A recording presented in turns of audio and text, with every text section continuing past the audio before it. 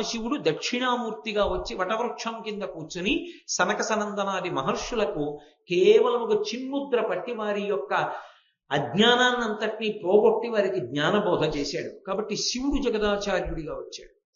కానీ మీరు ఒక్క విషయాన్ని జ్ఞాపకం పెట్టుకోవాలి. ద్వాపర యుగం చివరకు వచ్చేటప్పటికి ఒక పెద్ద సమస్య ఒకటి బయలుదేరి. అసలు ఇది ద్వాపర యుగం చివరిలోనే ప్రారంభమైపోయింది ఈ సమస్య.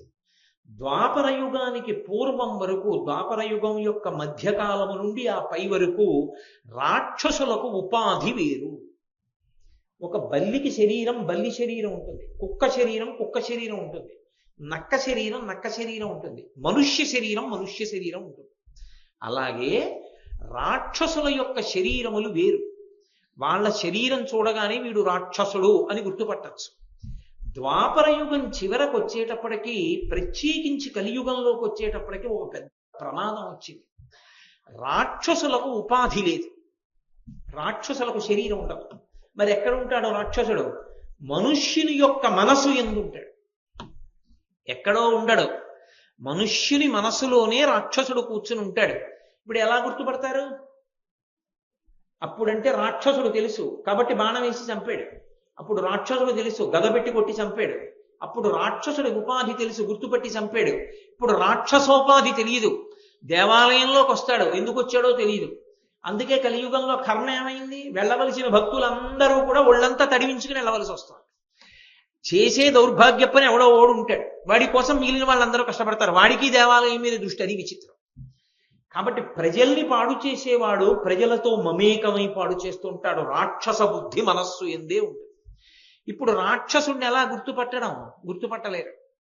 కాబట్టి ఇప్పుడు ఉపాధి వేరుగా లేదు కాబట్టి సంహారం చెయ్యడం అంత తేలిక కాదు. ఇప్పుడు కృష్ణ భగవానుడి యొక్క ప్రతిజ్ఞకి చిన్న ఇబ్బంది వచ్చింది. ఆయన ఏమన్నాడు? వినాశాయచ దుష్కృతాం, నేను దుష్కర్మలు చెడ్డ పనులు చేసేవారిని చంపేస్తానన్నాడు. అంటే ఆయన ఉద్దేశ్యం ఏమిటి? రాక్షస సంహారం చేస్తాను. ఇప్పుడు మనుష్యులలో చెడ్డ పనులు చేసేవాళ్ళు అని గుర్తుపట్టి చంపేయడం పరమేశ్వరుడికి పెద్ద విషయం కాదు, చంపేస్తాడు. కానీ కలియుగంలో కలి యొక్క ప్రభావం చేత దుష్టకర్మలన్నీ మనసు యందు కూర్చునుంటాయి అన్న మాటకు అర్థం, మనసు యందు దుష్టమైన ఆలోచనలను పురికొల్పేవే ఎక్కువగా ఉంటాయి. దుష్టమైన ఆలోచనలే ఎక్కువగా మనసులో పుడుతూ ఉంటాయి. కారణం ఏంటి? అగ్నిహోత్రం ఉందనుకోండి, మీరు అటొచ్చి ఇటొచ్చి నెయ్యి పోస్తున్నారు అనుకోండి, పెరుగుతూనే ఉంటుంది. ఏవి చెడు ఆలోచనలో వాటిని పెంచేవన్నీ కూడా మీకు కనపడుతుంటాయి. ఏవి మంచి ఆలోచనలో వాటిని పెంచేటటువంటివి తక్కువగా కనపడుతుంటాయి. మీరు అంతవరకు ఎందుకండి? అలా రహదారి మీదకి వెళ్ళండి, మీరు కన్నెత్తి ఇలా ఎటు చూడండి, మనసుని శాంతపరిచేవి కనపడతాయా? మనసుని ఉద్వేగపరిచేవి కనపడతాయా? ఓ పుస్తకం తీయండి, ఎన్ని మంచి పుస్తకాలు ఇవాళ లోకంలో లభ్యం అవుతున్నాయి. మీరు ఏది చదవదామని ప్రయత్నం చేయండి. ఓ దినపత్రిక తీయండి, మీ మనసుకి ఉద్వేగం కల్పించేవి ఎక్కువ ఉంటాయా? మీ మనసుని శాంతంగా ఉంచేట్టు చేసేవి ఎక్కువ ఉంటాయా? మీరు ఒక టీవీ ఛానల్ ఒక చూడండి, ఒక రోజు మొత్తం మీద మీ మనసుని శాంతిగా ఉంచే కార్యక్రమాలు ఎన్ని ప్రసారం అవుతాయి? మీ మనసుని ఉద్వేగపరిచే కార్యక్రమాలు ఎన్ని ప్రసారం అవుతాయి? ఉద్వేగపరిచే సాధనాలు బయట అన్ని ఉన్నప్పుడు, ఉద్వేగపడడం మనసు యొక్క లక్షణమైనప్పుడు, నెయ్యి పోస్తే బాగా మంటలేవడం అగ్నిహోత్రానికి లక్షణం అయితే, మనసులన్నీ ఉద్వేగమునకు కారణములవుతాయి. మనసు యందు రాక్షసుడున్నాడు అన్న మాటకు అర్థం ఏమిటో తెలుసా? సంకల్ప స్థితి యందు ఉంటాడు, ఎప్పుడు బయటికి వస్తాడో తెలియదు. మనసుని ఆశ్రయించి ముందు ఆలోచనలో తేడా ఉందనుకోండి, నేను ఏదో ఎప్పుడు దుష్టమైన ఆలోచనతో ఉంటున్నాను అనుకోండి, మీకు ఎలా తెలుస్తుంది? మీకు తెలియదు. నా మనస్సు యందు ఆ పరిస్థితి బాగా ఉద్ధృతమైన నాడు నేను చెడ్డ పని చేసేస్తాను. ఆ చెడ్డ పని నేను ఎప్పుడు చేస్తాను అన్నది పసికట్టడం, అంగుళం పోలీసులు పెట్టినా మీరు పట్టుకోగలరా? అంగుళానికి ఓ పోలీసులు నిలబెడితే పట్టుకోవడం కుదురుతుందా? కుదరదు. ఇది మనసులో రాక్షసుడు ఉన్నాడు, వాడు ఎప్పుడు ఏం చేస్తాడో తెలియదు. వాడికి అవకాశం బలంగా ఏర్పడగానే వాడు చేస్తాడు. వాడిని తొక్కి పెట్టి ఉంచగలిగిన సత్వగుణం ఉన్నంతకాలం భయానికో భక్తికో అణిగుంటాడు. అవకాశం దొరికి లోపల ఉన్న రాక్షస ప్రవృత్తి పెరిగిందనుకోండి, దుష్టపని చేసేస్తాడు. ఎంతమంది రక్షక భటుల్ని పెట్టి మీరు ఆపుతారు? ఎలా సాధ్యం అవుతుంది? వినాశాయచ దుష్కృతాం ఎలా సాధ్యం కలియుగంలో? ఇది పెద్ద సమస్య అయింది. కారణం రాక్షసోపాధి మనుష్యోపాధి విభాగం లేదు. ఆ ఉపాధి ఈ ఉపాధి వేరుగా లేవు. రాక్షసుడు మనుష్యుని యందు కూర్చునున్నాడు. మనస్సు యందు ఉండడం అత్యంత ప్రమాదకరం. ఎందుకో తెలుసా? అన్నిటికన్నా ప్రమాదకరమైన విషయం ఏమిటి అంటే, మీకు ఎప్పుడైనా సరే ఒక చెడ్డ పని ఎలా చెయ్యొచ్చో తెలిసి ఉండడం. ఎందుకనంటే వ్యూహము ఉన్న తరువాతే అది కార్యరూపాన్ని పొందడానికి పెద్ద అంతరం ఏమి ఉండదు. ఇంకా అసలు ఈ తప్పు పని ఇలా చెయ్యొచ్చు అని నాకు తెలిసిందనుకోండి, దాన్ని అలా అమలు చెయ్యమన్న ఆలోచన నాలో ఎప్పుడో అప్పుడు తీవ్రతరం ఉంటుంది. నాకు అసలు ఆ తప్పు పని ఎలా చెయ్యొచ్చో తెలియదు అనుకోండి, నేను మీతో స్పష్టంగా చెప్పాలంటే, నేను ఎప్పుడూ ఇంత పవిత్రమైన వేదిక మించి ఆ మాట అనలేదు, కానీ ఇవాళ అంటున్నాను.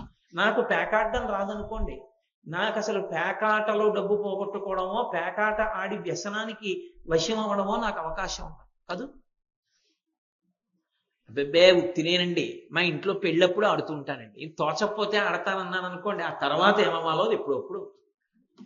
మనసులోకి వ్యూహం ఉండడం ఎప్పుడు కార్యంగా మారుతుంది అన్నది చెప్పడం ఎవరికీ సాధ్యం కాదు.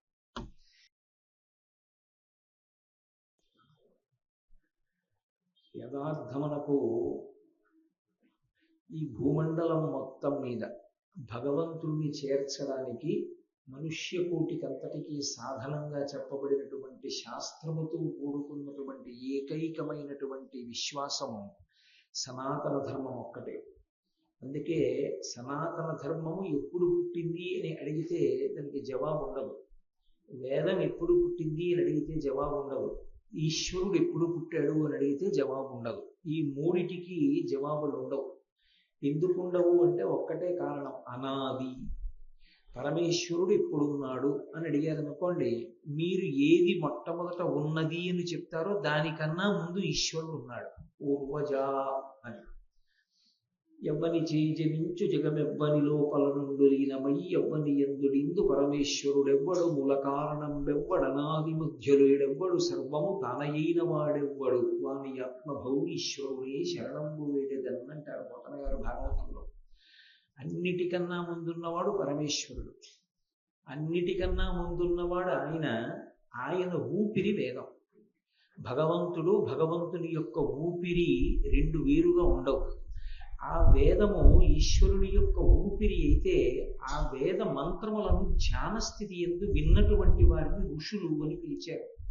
ఆ ఋషులు ధ్యానమునందు విన్నారు. అంతరిక్షమునందు పరివ్యాప్తమై ఉన్నటువంటి పరమేశ్వర వాక్కు వారికి వినపడింది.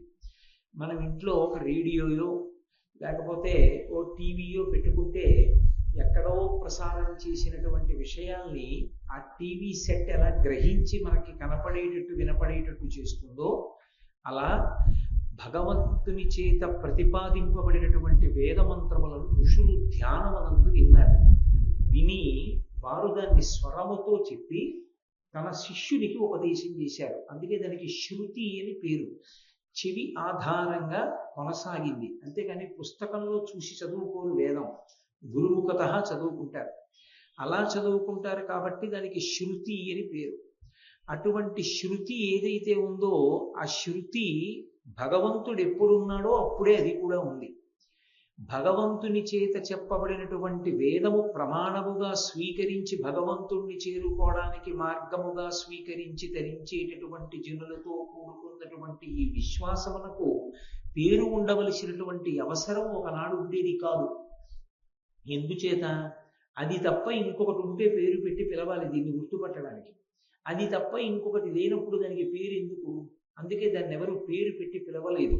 హిందూ మతము అని ఒక పేరుంది కదేంది అంటారు. హిందూ మతము అన్న పేరు నిజానికి మనం పెట్టుకున్నది కాదు, ఋషి ప్రోక్తము కాదు. పాశ్చాత్యులు ఏదో సింధు నదిని దాటి ఈవలికి వచ్చినప్పుడు సింధు నదీ పరివాహక ప్రాంతము నుండి ప్రారంభమైనటువంటి ఈ ధర్మము కనుక దీనికి హిందూ అని ఒక పేరు ఉంచారు. అగ్ని ఆరాధనము కలిగినటువంటిది కనుక హిందూ అని ఒక పేరు ఉంచారు. కానీ యథార్థంగా మాట్లాడితే అసలు పేరు లేదు ఈ ధర్మానికి. అందుకే సనాతనము ఎంతటి ప్రాచీనమో ఎవరికి తెలియదు. దీనికి ఒకరితో పుట్టినది కాదు, ఒకరి మతిలోంచి వచ్చింది కాదు. ఒకరి మనసులోంచి, ఒకరి ఆలోచనలోంచి ఆవిర్భవిస్తే దాన్ని మతము అంటారు. అందుకే ఇది మతము కాదు, ఎవరో ఒకరి మనసులోంచి, ఒకరి ఆలోచనలోంచి వచ్చింది కాదు, సనాతనమైన ధర్మము. ఈశ్వరుడే మళ్ళీ జీవులు తన్ని చేరుకోవడం కోసం మార్గాన్ని సుగమం చేసి చెప్పినటువంటి వేదమును ప్రమాణముగా స్వీకరించినటువంటి ధర్మము కనుక దీనికి సనాతన ధర్మం అని పేరు. ఈ సనాతన ధర్మమునందు ప్రధానముగా 2 పాయలు ఉంటాయి. ఈ 2 పాయలుగా ప్రవహిస్తుంది. ఈ 2 పాయలలో ఈ ప్రవాహంలో లహరి, ఈ ప్రవాహమునందు ఈ మార్గముల యందు బయలుదేరి ఈశ్వరుణ్ణి చేరుతారు. అందులో ఒకదానిని ప్రవృత్తి మార్గము అంటారు, రెండవ దానికి నివృత్తి మార్గము అని పేరు. ప్రవృత్తి మార్గము అన్న మాటకు అర్థం ఏమిటంటే, బాహ్యమునందుండేటటువంటి విషయములను చూస్తూ సంసారమునందు ప్రవేశించి భగవంతుడు ఎలా కర్మ చెయ్యమని చెప్పాడో, భక్తితో ఎలా జీవించమని చెప్పాడో అలా జీవిస్తూ భక్తితో కూడినటువంటి కర్మాచరణము చేత అనుగ్రహించినటువంటి పరమేశ్వరుని యొక్క ప్రసాదంగా జ్ఞానములు పొంది, ఆ జ్ఞానము వలన ఇక మళ్ళీ పుట్టవలసినటువంటి అవసరాన్ని పోగొట్టుకునేటటువంటి ప్రక్రియకి ప్రవృత్తి మార్గం అని పేరు. అందుకే ప్రవృత్తి మార్గంలో ఆంతరముగా ఈ ఆశ్రమ మార్పు అన్నది ఉంటుంది. మీరు దాన్ని కొంచెం జాగ్రత్తగా పట్టుకోవలసి ఉంటుంది. ఆశ్రమము యొక్క మార్పు అంటే మొట్టమొదట బ్రహ్మచర్యము, బ్రహ్మచర్యము నుండి గృహస్థాశ్రమము, గృహస్థాశ్రమము నుండి వానప్రస్థము, వానప్రస్థము నుండి సన్యాసం. ఇందులో ఏ ఆశ్రమము సుఖదాయకమైనది అని ప్రశ్న వేశారనుకోండి, అసలు ఏ ఆశ్రమము కూడా యథార్థములకు సుఖదాయకము కాదు. సుఖము కొరకు ఆశ్రమంలో ప్రవేశించడం అన్నది ఉండదు. ఒక దుఃఖాన్ని పోగొట్టుకోవడానికి, వేరొక దుఃఖాన్ని పొందడానికి ఆశ్రమం మారాడు అని పిలుస్తారు. అందుకే ఒకడు వివాహం చేసుకుంటున్నాను అని శుభలేఖ పట్టుకొచ్చి ఇచ్చాడు అనుకోండి, ఆయన వేరొక దుఃఖంలోకి ప్రవేశిస్తున్నాడని గుర్తు. అదేమిటండి మీరు అలా అంటారు, కొంచెం అన్యాయంగా మాట్లాడుతున్నారేమో ఆలోచించండి అని అనుకోకండి. నేను యథార్థం చెప్తున్నాను. మీకు తేలికగా అర్థం అవ్వాలంటే నేను ఒక ఉపమానం చెప్తాను, మీరు పట్టుకుంటారు. నాకు చాలా కడుపు నొప్పిగా ఉందనుకోండి, అది దుఃఖమా కాదా, బాధ కాదా? చాలా కడుపు నొప్పిగా ఉంది. ఇప్పుడు ఆ కడుపు నొప్పి తగ్గడానికి నేను ఆముదం తాగాను. ఆముదం తాగడం ఏం సంతోషంగా ఉంటుంది? అదేం కొబ్బరి నీళ్ళే, ఏం సంతోషంగా ఉండదు. అయినా బలవంతంగా ఆముదం తాగాను. ఆముదం తాగడం ఎందుకు అంటే ఈ దుఃఖాన్ని అనుభవించడం ఎందుకంటే కడుపు నొప్పి అన్న దుఃఖం పోవడానికి. బ్రహ్మచర్యము, గృహస్థాశ్రమము, వానప్రస్థము, సన్యాసము అనబడేటటువంటి 4 దుఃఖములతో కూడిన ఆశ్రమాలను ఎందుకు పట్టుకుంటాడంటే శాశ్వత దుఃఖాన్ని పోగొట్టుకోవడం. ఏమిటి శాశ్వత దుఃఖం? ఇంద్రియముల యొక్క పటాటోపము చేత కలిగినటువంటి అజ్ఞానం. ఆ అజ్ఞానము నుండి బయటపడాలి అంటే ఈ ఆశ్రమాల్లో మార్పు పొందాలి. ఈ దుఃఖాన్ని అనుభవిస్తూ ఆముదంతాగి కడుపు నొప్పి పోగొట్టుకున్నట్టు ఈ ఆశ్రమంలోకి ప్రవేశించి ధర్మాన్ని పట్టుకుని ఈశ్వరుణ్ణి చేరుకోవాలి. అందుకే ఆశ్రమాన్ని పండించుకున్నాడండి ఆయన అంటారు. ఆయన గృహస్థాశ్రమంలో పండాడండి అంటారు. ఏ ఆశ్రమంలో నువ్వు ఎందుకు ప్రవేశించావన్న ప్రయోజనం తెలుసుకోకుండా చాలా బాగుందండి, సంతోషంగా ఉందండి అన్నవాడికి అసలు దాని ప్రయోజనం అర్థం కాలేదు అని గుర్తు. కాబట్టి ప్రవృత్తి మార్గమునందు కర్మాచరణం ఉంటుంది. పుణ్యకర్మలు చేస్తూ ఉంటాడు, భగవంతుడు చెప్పినట్లుగా ప్రవర్తిస్తూ ఉంటాడు. భగవంతుడు ఏది చెయ్యొద్దన్నాడో దానికి నిషిద్ధ కర్మ అని పేరు. భగవంతుడు చెయ్యొద్దు అన్నదాన్ని చెయ్యకుండా ఉండడమే గొప్ప భక్తి. భగవంతుడు చెయ్యమన్నది చెయ్యడం కన్నా భగవంతుడు చెయ్యొద్దన్నది చెయ్యకుండా ఉండడంలోనే నిజమైన భక్తి ఉన్నది. మీరు బాగా ఈ విషయాన్ని గ్రహించవలసి ఉంటుంది. చెయ్యమన్న పని చెయ్యడంలో మనకి సంతోషం ఉంటుంది కాబట్టి కొన్ని చేస్తాం. పొద్దున్నే లేచి ఓ దీపం పెట్టండి, మీకేమీ ఇబ్బందులు రాకుండా ఉంటాయి అని నేను ఒక మాట అన్నాను అనుకోండి. ఎందుకు వచ్చిన గొడవ? ఆయన ఉన్నాడా లేడా పక్కన పెట్టి, అది పుట్ట పాము ఉందో లేదో దూరంగా పోతే గొడవ వెళ్ళిపోయి ఎందుకు ఇప్పుడు దాని మించి ఎక్కమని ఎవడు చెప్పాడు? ఈశ్వరుడు ఉన్నాడా లేడా పక్కన పెట్టు, ఓ దీపం పెట్టేస్తే గొడవ వదిలిపోయింది, అందుకు పెట్టేస్తాడు. కాబట్టి ఇప్పుడు ఈశ్వరుడికి దీపం పెట్టడం పరమభక్తి పండిపోయి పెట్టాడని చెప్పడానికి ఏమీ విశ్వాసం ఉండదు. కానీ తనకి సుఖం కలుగుతుంది, సంతోషం కలుగుతుందో దీపం పెట్టాడు. భగవంతుడు అన్నాడు, ప్రదోష వేళలో, అసుర సంధ్య వేళలో సూర్యాస్తమయం అవుతుంటే నిద్రపోకూడదు. సూర్యోదయం అవుతున్నప్పుడు నేను నిద్రపోకూడదు. సూర్యోదయాత్ పూర్వము నిద్ర లేచిపోవాలి. సూర్యాస్తమయ సమయంలో నిద్రపోకూడదు అన్నాడు. ఇప్పుడు ఆయన అలా చెప్తాడు కానండి, ఎంతకని మరి అలిసిపోయాం కదూ అని అసలు తన జీవితం మొత్తం మీద ఎప్పుడూ సూర్యోదయాపూర్వం తను లేవలేదనుకోండి, అది పెద్ద పాపం. భగవంతుడు ఏది చెయ్యొద్దురా అన్నాడో అది చేయకుండా ఉండడానికి భక్తి ఉండాలి. అది చాలా కష్టం. ఈశ్వరుడు అలా పడుకోవద్దు అన్నాడు కాబట్టి నేను పడుకోను, వేదం అలా చెప్పింది. అందుకని భగవంతుడు చెప్పాడు కాబట్టి చెయ్యకూడనిది చెయ్యను. చెయ్యకూడనిది చెయ్యడంలో ఒక ఆకర్షణ ఉంటుంది, ఒక సంతోషం, ఒక సుఖం ఏదో ఉంటుంది. అది చెయ్యకుండా ఉండాలి అంటే భగవంతుని మీద భక్తి తీవ్రంగా ఉండాలి. ఉంటే కానీ ఇది మానడం, తన సంతోషాన్ని త్యాగం చేయడు. నిషిద్ధ కర్మ భంజనం విహిత కర్మ ఆచరణము కన్నా కూడా క్లేశముతో కూడుకుని ఉంటుంది. అందుకే భక్తి పండినవాడు తప్ప నిషిద్ధ కర్మని చెయ్యకుండా ఉండలేడు. నిషిద్ధ కర్మ చెయ్యకుండా ఉండాలి అంటే, అమ్మో నేను ఇలాంటి పని చేస్తే నేను పరమేశ్వరుడికి దూరం అవుతాను, నాకొద్దు, నేను ఈశ్వరుడికి దగ్గరగా ఉండడమే నాకు కావాలనుకున్నవాడు ఎంత ఆకర్షణీయంగా ఉన్నా సరే తప్పు పని చేయడానికి సిద్ధపడడం. కాబట్టి ప్రవృత్తి మార్గము అన్న మాటకు అర్థం ఏమిటంటే, భగవంతుడు ఏ పనులు చేయమన్నాడో అవి చేయడం, భగవంతుడు ఏవి చెయ్యొద్దన్నాడో మానేయడం. చెయ్యమని ఎక్కడ చెప్పాడు, చెయ్యొద్దని ఎక్కడ చెప్పాడు, వేదంలో చెప్పాడు. వేదంలో ఏవి చెయ్యమని చెప్పాడో అవి చెయ్యడం. అందుకే శంకరాచార్యులు వారు అవతార పరిసమాప్తి చేస్తుంటే శిష్యులందరూ వచ్చి అడిగారు, మీరు ఇచ్చినటువంటి వాంగ్మయం సముద్రం అంతుంది, మాకు సులభంగా ఆచరించడానికి వీలుగా ముఖ్యమైన విషయాలు చెప్పండి అన్నారు. ఆయన చెప్పిన మొట్టమొదటి మాట ఏమిటంటే, వేదో నిత్యమధీయతాం తదుదితం కర్మస్వనుష్ఠీయతాం, దశశ్లోకి. అందులో ప్రతిరోజు వేదాన్ని చదువుకోండి. మీకు వేదం రాకపోతే వేదం చదివేటప్పుడు వినండి. వేదము ఎలా చెప్పిందో అలాగే బ్రతకండి. వేదము చెప్పనట్లుగా మాత్రం బతికే ప్రయత్నం చేయకండి అన్నారు.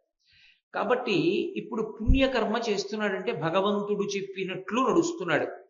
ఈ నడవడం మళ్ళీ రెండు కింద విడిపోతుంది దీని ఫలితం. ఒకటి, మీరు మహాభారతంలో విన్నారు, భగవంతుడు చెప్పినట్టుగా నడిచి, ఈశ్వర మీరు చెప్పినట్టు నడిచానండి, నేను ప్రతిరోజు ఆవు పాలతో పరమశివుడికి అభిషేకం చేస్తున్నాను కాబట్టి నాకు ఫలితం కావాలి అన్నాను అనుకోండి, ఈశ్వరుడు ఏమండో తప్పకుండా ఇస్తాను, పుచ్చుకో, ఏదో కొంత ఫలితాన్ని ఇస్తాడు. నేను ఏదో ఒక శివలింగాన్ని ప్రతిష్ఠ చేశాను, నాకు ఫలితం కావాలి, పుచ్చుకో, ఇస్తాడు. కానీ అది అనుభవించడానికి శరీరాన్ని ఇస్తాడు. అప్పుడు ఆ శరీరంతో మళ్ళీ ఆ పుణ్యము యొక్క ఫలితాన్ని అనుభవించాలి. పాప ఫలితాన్ని అనుభవించడం ఎలా ఉంటుందో పుణ్య ఫలితాన్ని అనుభవించడం కూడా అలాగే ఉంటుంది. రెండూ జనకములే, రెండూ దుఃఖాన్ని ఇస్తాయి. ఒకటి పైకి కనపడదు దుఃఖాన్ని ఇస్తున్నట్లు, కానీ దుఃఖాన్ని ఇస్తుంది. ఎందువల్ల అంటారేమో, చాలా ఐశ్వర్యం ఉందనుకోండి, ఆయనకి ఎప్పుడూ భయమే, ఎట్నుంచి ఎవడొస్తాడో, ఇదంతా ఎవడెత్తుకుపోతాడో అని భయం. కాబట్టి కేవలము పుణ్యము వలన వచ్చేటటువంటి ఫలితములు సంతోషదాయకములవుతాయని ఏం లేదు. కాబట్టి పుణ్యం వల్ల వచ్చే ఫలితాన్ని అనుభవించాలని కోరుకున్న వాళ్ళు కొంతమంది ఉంటారు. వాళ్ళకి ఇహలోకమునందు పునర్జన్మలలో కొన్ని సుఖాలు, అథవా స్వర్గలోకంలో కొన్నాళ్ళు ఉండడానికి అవకాశం ఇస్తారు. ఆ పుణ్యం అయిపోయాక క్షీణే పుణ్యే వర్త్యలోకం విశంతి, మళ్ళీ కిందకి తోసేస్తారు. కాదు, కొంతమంది ఏం చేస్తారంటే దాన్ని రెండవ మార్గంలోకి పెడతారు. మేము పుణ్యకర్మ చేస్తాం, భగవంతుడు ఏం చెప్పాడో అదే చేస్తాం, భగవంతుడు ఏది చెయ్యొద్దన్నాడో అది చెయ్యం. మేము ఎందుకు అలా ఉంటామో తెలుసా, మాకేదో పుణ్యం రావాలని, అది మళ్ళీ అనుభవించాలని కాదు, మాకు చిత్తశుద్ధి కలిగి జ్ఞానం కలగాలి. ఏ జ్ఞానము కలిగితే ఇక నేను మళ్ళీ పుట్టవలసిన అవసరం ఉండదో అటువంటి జ్ఞానమును పొందడానికి మోక్షము అని పేరు. మోక్షము అంటే ఎప్పుడో చచ్చిపోయిన తర్వాత వచ్చేది మోక్షం అనుకోకూడదు. మోక్షము అన్న శబ్దాన్ని రెండుగా అన్వయం చేస్తారు.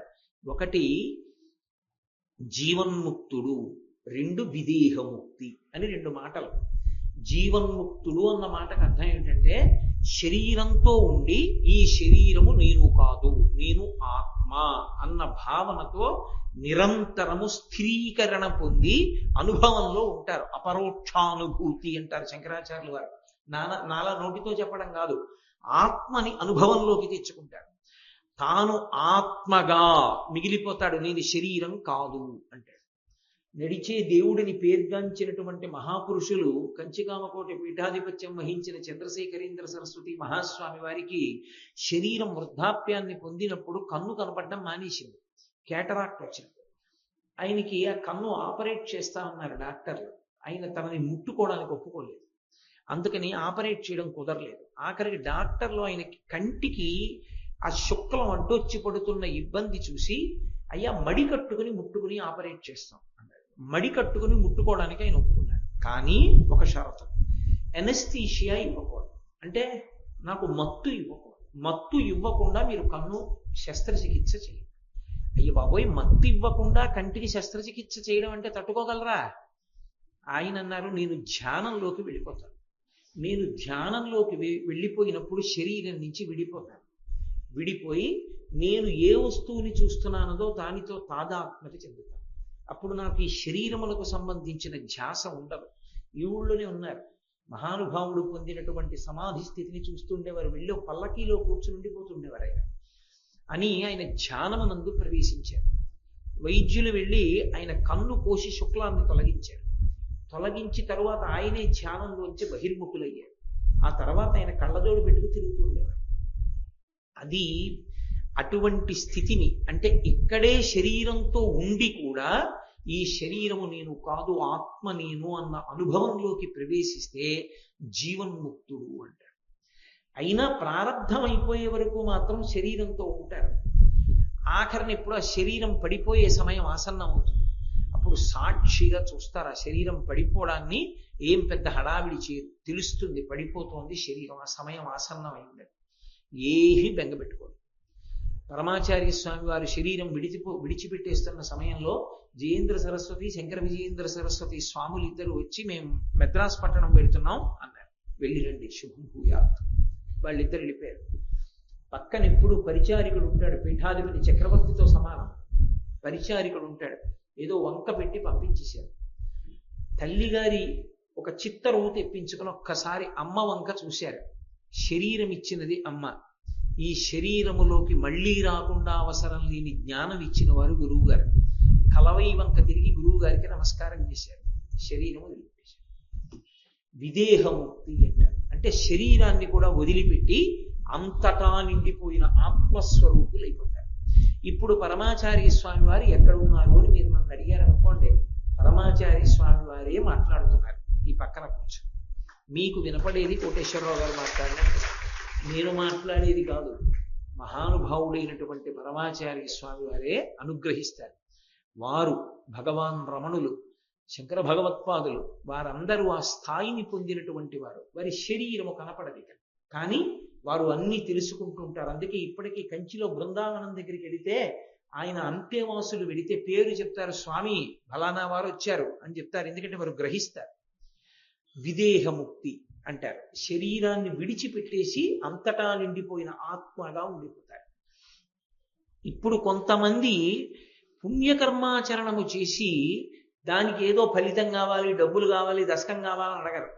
మాకు చిత్తశుద్ధి కావాలని అడుగుతారు. దాని వలన ఏమవుతుందంటే పూర్వజన్మలలో చేసుకున్న పాపరాశి కూడా ధ్వంసమైపోతుంది. ఈశ్వరుడి కృప కలుగుతుంది వారికి. ఆయన అనుగ్రహం చేత వారి సంచిత పాపం కూడా దగ్ధమైపోయి వారికి జ్ఞానము కలుగుతుంది. జ్ఞానము కలగడము అన్న మాటకు అర్థం పుస్తకాలు చూసి చదువుకోవడము అని కాదు. ఏది శాశ్వతమైనదో ఆ ఆత్మ అనుభవంలోకి వస్తుంది. ఆ ఆత్మ అనుభవంలోకి రాగానే వారు ఆత్మగా మిగిలిపోతారు. అదే పునరావృత్తి రహిత శాశ్వత శివ సాయుధ్య స్థితికి కారణమవుతుంది. కాబట్టి ప్రవృత్తి మార్గమునందు ఒకటి ఇహమునందు సౌఖ్యము, పారలౌకిక సౌఖ్యము, అంటే స్వర్గాది లోకములను పొందడానికి కొంత హేతు. మాకు అలా అక్కర్లేదనుకున్న వాళ్ళకి చిత్తశుద్ధికి కారణమవుతుంది. దాన్ని ప్రవృత్తి మార్గం అంటారు. కొంతమంది ఈ ప్రవృత్తి మార్గంలో నడవరు, నివృత్తి మార్గంలో నడుస్తారు. ముందుకి నడిస్తే ప్రవృత్తి మార్గం అంటారు. భగవంతుడు చెప్పినటువంటి పనులు ఏ ఉన్నాయో, చెయ్యొద్దన్న పనులు ఏ ఉన్నాయో చూసుకుని చెయ్యొద్దన్నవి మానేయడం, చెయ్యమన్నవి చెయ్యడం, అది ప్రవృత్తి మార్గం.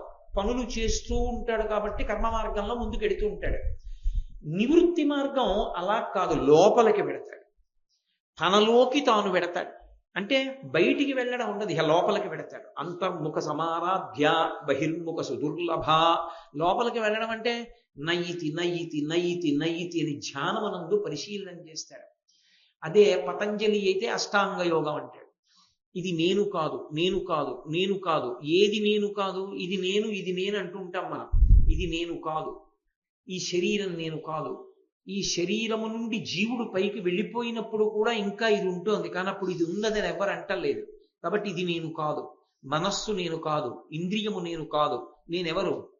శివోహం శివోహం, ఆత్మ నేను అని నివృత్తి మార్గంలో ఒక్కొక్క దాన్ని విడిచిపెడుతూ పెడతాడు. ఆ విడిచిపెట్టడాన్ని నయితి నయితి నయితి నయితి అంటారు. సుందరకాండలో స్వామి హనుమ ఒక్కొక్కరిని చూస్తారు, ఈవిడ సీతమ్మ కాదు, నయితి నయితి నయితి నయితి. ఎంతకాలం? అసలు ఆత్మ అనుభవంలోకి రాగానే కన్నుల వెంట నీళ్లు కారిపోయి ఆనందంలో నిలబడిపోతాడు. అందుకే బాష్ప పర్యాకులీక్షణ, సీతమ్మ తల్లి కనపడినప్పుడు కన్నుల వెంట ధారలు కారిపోతూ ఉండిపోయాడు. అందుకే సుందరకాండ పారాయణ కాండ, యోగికి ఆత్మ అనుభవంలోకి వచ్చిన కాండ. కాబట్టి ప్రవృత్తి మార్గము, నివృత్తి మార్గము, ఇవి వేదము చేత ప్రతిపాదింపబడినటువంటి మాటలలో అత్యంత సారవంతమైన విషయములై ఉంటాయి ఈ ప్రవృత్తి నివృత్తి మార్గములు. ఇవి ద్వాపర యుగం చిట్ట చివరికి వచ్చేటప్పటికి పెద్ద వైక్లభ్యాన్ని పొందాయి. కృష్ణ పరమాత్మ ఉన్నారు. కృష్ణ పరమాత్మ ద్వాపర యుగం చివరిలో అవతార పరిసమాప్తి చేశారు. పరిపూర్ణావతారమైనటువంటి కృష్ణ భగవానుడు ఈ లోకంలో తన అవతార కాలమునందు ధర్మ సంస్థాపన కొరకు ఎంత ప్రయత్నం చేశాడు మహానుభావుడు. ఉద్యోగ పర్వం మీరు వింటారు. ఉద్యోగ పర్వంలో రాయబారం కూడా నిర్వహించాడు. ఆయనకి అన్నీ తెలిసి, యుద్ధం జరిగి తీరుతుందని ఆయనకి తెలుసు. తెలిసి కూడా రాయబారాన్ని నిర్వహించాడు.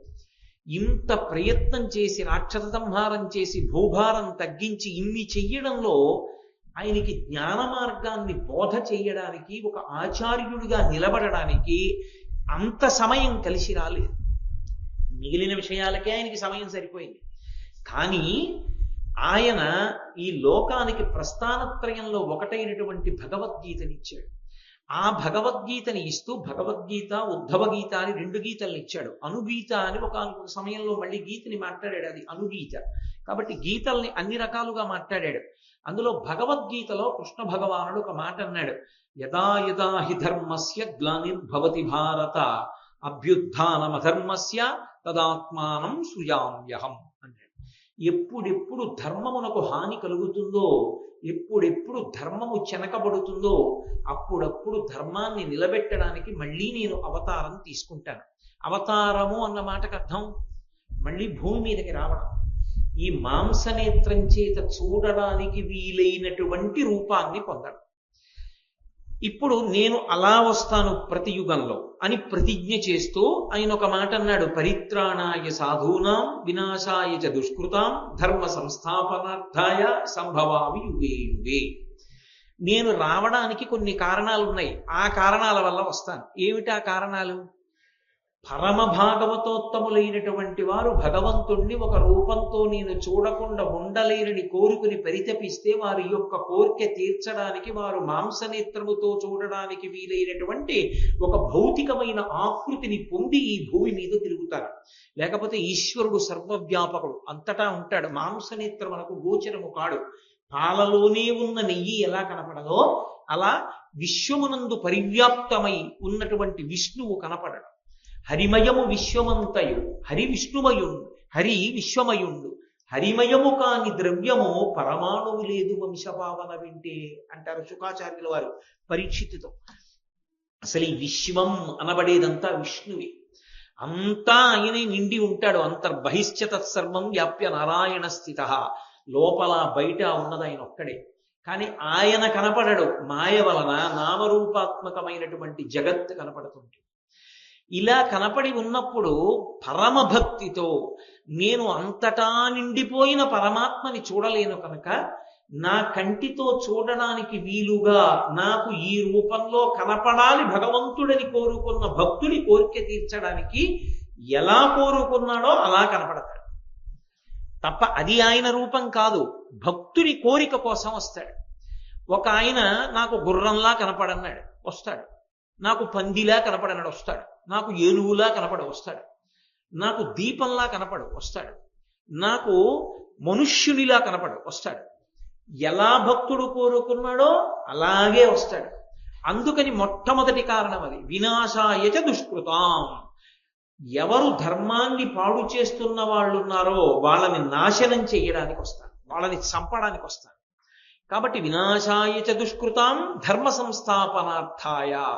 ఎందుకు ఈ రెండూ చేయడం అంటే ధర్మాన్ని నిలబెట్టడానికి. ధర్మ సంస్థాపనార్థాయ సంభవామి యుగే యుగే. నేను అందుకుని సంభవిస్తూ ఉంటాను అన్నాడు. ఇందులో మీరు ఒక చమత్కారాన్ని గమనించారు. శ్రీ మహావిష్ణువు కూడా గురుస్వరూపంగా వస్తారు. అసలు యథార్థమునకు ఉన్నది ఒక్కటే పదార్థం. విష్ణువు కూడా జగదాచార్యుడిగా వచ్చి లోకానికంతటికీ తరించవలసిన మార్గం చెప్పినటువంటి అవతారములు ఉన్నాయి.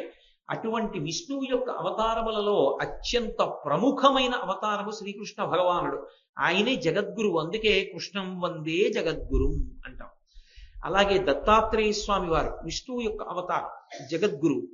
అలాగే హంసావతారం విష్ణువు యొక్క అవతారం, జగద్గురువు. అలాగే హయగ్రీవుడు జ్ఞానానందమయం దేవం నిర్మల స్ఫటికాకృతిం ఆధారం సర్వ విద్యానాం హయగ్రీవం ఉపాస్మహే అని. ఆ హయగ్రీవుడే అగస్త్యుడికి లలితా సహస్రనామ స్తోత్రాన్ని ఉపదేశం చేశాడు. హయగ్రీవుడు విష్ణువు యొక్క జ్ఞానావతారం, అంటే గురువుగా వచ్చినటువంటి అవతారం. పరమశివుడు కూడా వచ్చాడు, దక్షిణామూర్తిగా వచ్చాడు. అందుకే చిత్రం వటతరోర్మూలే వృద్ధా శిష్యా గురుర్యువా గురోస్తు మౌనం వ్యాఖ్యానం శిష్యాస్తు చిన్న సంశయా గురవే సర్వలోకానాం భిషజే భవరోగిణాం నిధయే సర్వ విద్యానాం దక్షిణామూర్తయే నమః. పరమశివుడు దక్షిణామూర్తిగా వచ్చి వటవృక్షం కింద కూర్చుని సనక సనందనాది మహర్షులకు కేవలం ఒక చిన్ముద్ర పట్టి వారి యొక్క అజ్ఞానాన్నంతటినీ పోగొట్టి వారికి జ్ఞానబోధ చేశాడు. కాబట్టి శివుడు జగదాచార్యుడిగా వచ్చాడు. కానీ మీరు ఒక్క విషయాన్ని జ్ఞాపకం పెట్టుకోవాలి. ద్వాపర యుగం చివరకు వచ్చేటప్పటికి ఒక పెద్ద సమస్య ఒకటి బయలుదేరి. అసలు ఇది ద్వాపర యుగం చివరిలోనే ప్రారంభమైపోయింది ఈ సమస్య. ద్వాపర యుగానికి పూర్వం వరకు, ద్వాపర యుగం యొక్క మధ్యకాలము నుండి ఆ పై వరకు రాక్షసులకు ఉపాధి వేరు. ఒక బల్లికి శరీరం బల్లి శరీరం ఉంటుంది, కుక్క శరీరం కుక్క శరీరం ఉంటుంది, నక్క శరీరం నక్క శరీరం ఉంటుంది, మనుష్య శరీరం మనుష్య శరీరం ఉంటుంది. అలాగే రాక్షసుల యొక్క శరీరములు వేరు. వాళ్ళ శరీరం చూడగానే వీడు రాక్షసుడు అని గుర్తుపట్టచ్చు. ద్వాపర యుగం చివరకు వచ్చేటప్పటికీ, ప్రత్యేకించి కలియుగంలోకి వచ్చేటప్పటికీ ఒక పెద్ద ప్రమాదం వచ్చింది. రాక్షసులకు ఉపాధి లేదు, రాక్షసులకు శరీరం ఉండదు. మరి ఎక్కడ ఉంటాడో రాక్షసుడు? మనుష్యుని యొక్క మనసు యందు ఉంటాడు, ఎక్కడో ఉండడు. మనుష్యుని మనసులోనే రాక్షసుడు కూర్చుని ఉంటాడు. ఇప్పుడు ఎలా గుర్తుపడతారు? అప్పుడంటే రాక్షసుడు తెలుసు కాబట్టి బాణం వేసి చంపాడు. అప్పుడు రాక్షసుడు తెలుసు, గద పెట్టి కొట్టి చంపాడు. అప్పుడు రాక్షసుడి ఉపాధి తెలుసు, గుర్తుపట్టి చంపాడు. ఇప్పుడు రాక్షసోపాధి తెలియదు, దేవాలయంలోకి వస్తాడు, ఎందుకు వచ్చాడో తెలియదు. అందుకే కలియుగంలో కర్మ ఏమైంది? వెళ్ళవలసిన భక్తులందరూ కూడా ఒళ్ళంతా తడివించుకుని వెళ్ళవలసి వస్తుంది. చేసే దౌర్భాగ్య పని ఎవడో ఓడు ఉంటాడు, వాడి కోసం మిగిలిన వాళ్ళందరూ కష్టపడతారు. వాడికి దేవాలయం మీద దృష్టి, అది విచిత్రం. కాబట్టి ప్రజల్ని పాడు చేసేవాడు ప్రజలతో మమేకమై పాడు చేస్తూ ఉంటాడు. రాక్షస బుద్ధి మనస్సు ఎందే ఉంటుంది. ఇప్పుడు రాక్షసుడిని ఎలా గుర్తుపట్టడం? గుర్తుపట్టలేరు. కాబట్టి ఇప్పుడు ఉపాధి వేరుగా లేదు కాబట్టి సంహారం చెయ్యడం అంత తేలిక కాదు. ఇప్పుడు కృష్ణ భగవానుడి యొక్క ప్రతిజ్ఞకి చిన్న ఇబ్బంది వచ్చింది. ఆయన ఏమన్నాడు? వినాశాయచ దుష్కృతాం, నేను దుష్కర్మలు చెడ్డ పనులు చేసేవారిని చంపేస్తానన్నాడు. అంటే ఆయన ఉద్దేశ్యం ఏమిటి? రాక్షస సంహారం చేస్తాను. ఇప్పుడు మనుష్యులలో చెడ్డ పనులు చేసేవాళ్ళు అని గుర్తుపట్టి చంపేయడం పరమేశ్వరుడికి పెద్ద విషయం కాదు, చంపేస్తాడు. కానీ కలియుగంలో కలి యొక్క ప్రభావం చేత దుష్టకర్మలన్నీ మనసు యందు కూర్చునుంటాయి అన్న మాటకు అర్థం, మనసు యందు దుష్టమైన ఆలోచనలను పురికొల్పేవే ఎక్కువగా ఉంటాయి. దుష్టమైన ఆలోచనలే ఎక్కువగా మనసులో పుడుతూ ఉంటాయి. కారణం ఏంటి? అగ్నిహోత్రం ఉందనుకోండి, మీరు అటొచ్చి ఇటొచ్చి నెయ్యి పోస్తున్నారు అనుకోండి, పెరుగుతూనే ఉంటుంది. ఏవి చెడు ఆలోచనలో వాటిని పెంచేవన్నీ కూడా మీకు కనపడుతుంటాయి. ఏవి మంచి ఆలోచనలో వాటిని పెంచేటటువంటివి తక్కువగా కనపడుతుంటాయి. మీరు అంతవరకు ఎందుకండి? అలా రహదారి మీదకి వెళ్ళండి, మీరు కన్నెత్తి ఇలా ఎటు చూడండి, మనసుని శాంతపరిచేవి కనపడతాయా, మనసుని ఉద్వేగపరిచేవి కనపడతాయా? ఓ పుస్తకం తీయండి, ఎన్ని మంచి పుస్తకాలు ఇవాళ లోకంలో లభ్యం అవుతున్నాయి. మీరు ఏది చదవదామని ప్రయత్నం చేయండి. ఓ దినపత్రిక తీయండి, మీ మనసుకి ఉద్వేగం కల్పించేవి ఎక్కువ ఉంటాయా, మీ మనసుని శాంతంగా ఉంచేట్టు చేసేవి ఎక్కువ ఉంటాయా? మీరు ఒక టీవీ ఛానల్ ఒక చూడండి, ఒక రోజు మొత్తం మీద మీ మనసుని శాంతిగా ఉంచే కార్యక్రమాలు ఎన్ని ప్రసారం అవుతాయి, మీ మనసుని ఉద్వేగపరిచే కార్యక్రమాలు ఎన్ని ప్రసారం అవుతాయి. ఉద్వేగపరిచే సాధనాలు బయట అన్ని ఉన్నప్పుడు ఉద్వేగపడడం మనసు యొక్క లక్షణం అయినప్పుడు, నెయ్యి పోస్తే బాగా మంటలేవడం అగ్నిహోత్రానికి లక్షణం అయితే, మనసులన్నీ ఉద్వేగమునకు కారణములవుతాయి. మనసు యందు రాక్షసుడున్నాడు అన్న మాటకు అర్థం ఏమిటో తెలుసా? సంకల్ప స్థితి యందు ఉంటాడు, ఎప్పుడు బయటికి వస్తాడో తెలియదు. మనసుని ఆశ్రయించి ముందు ఆలోచనలో తేడా ఉందనుకోండి, నేను ఏదో ఎప్పుడు దుష్టమైన ఆలోచనతో ఉంటున్నాను అనుకోండి, మీకు ఎలా తెలుస్తుంది?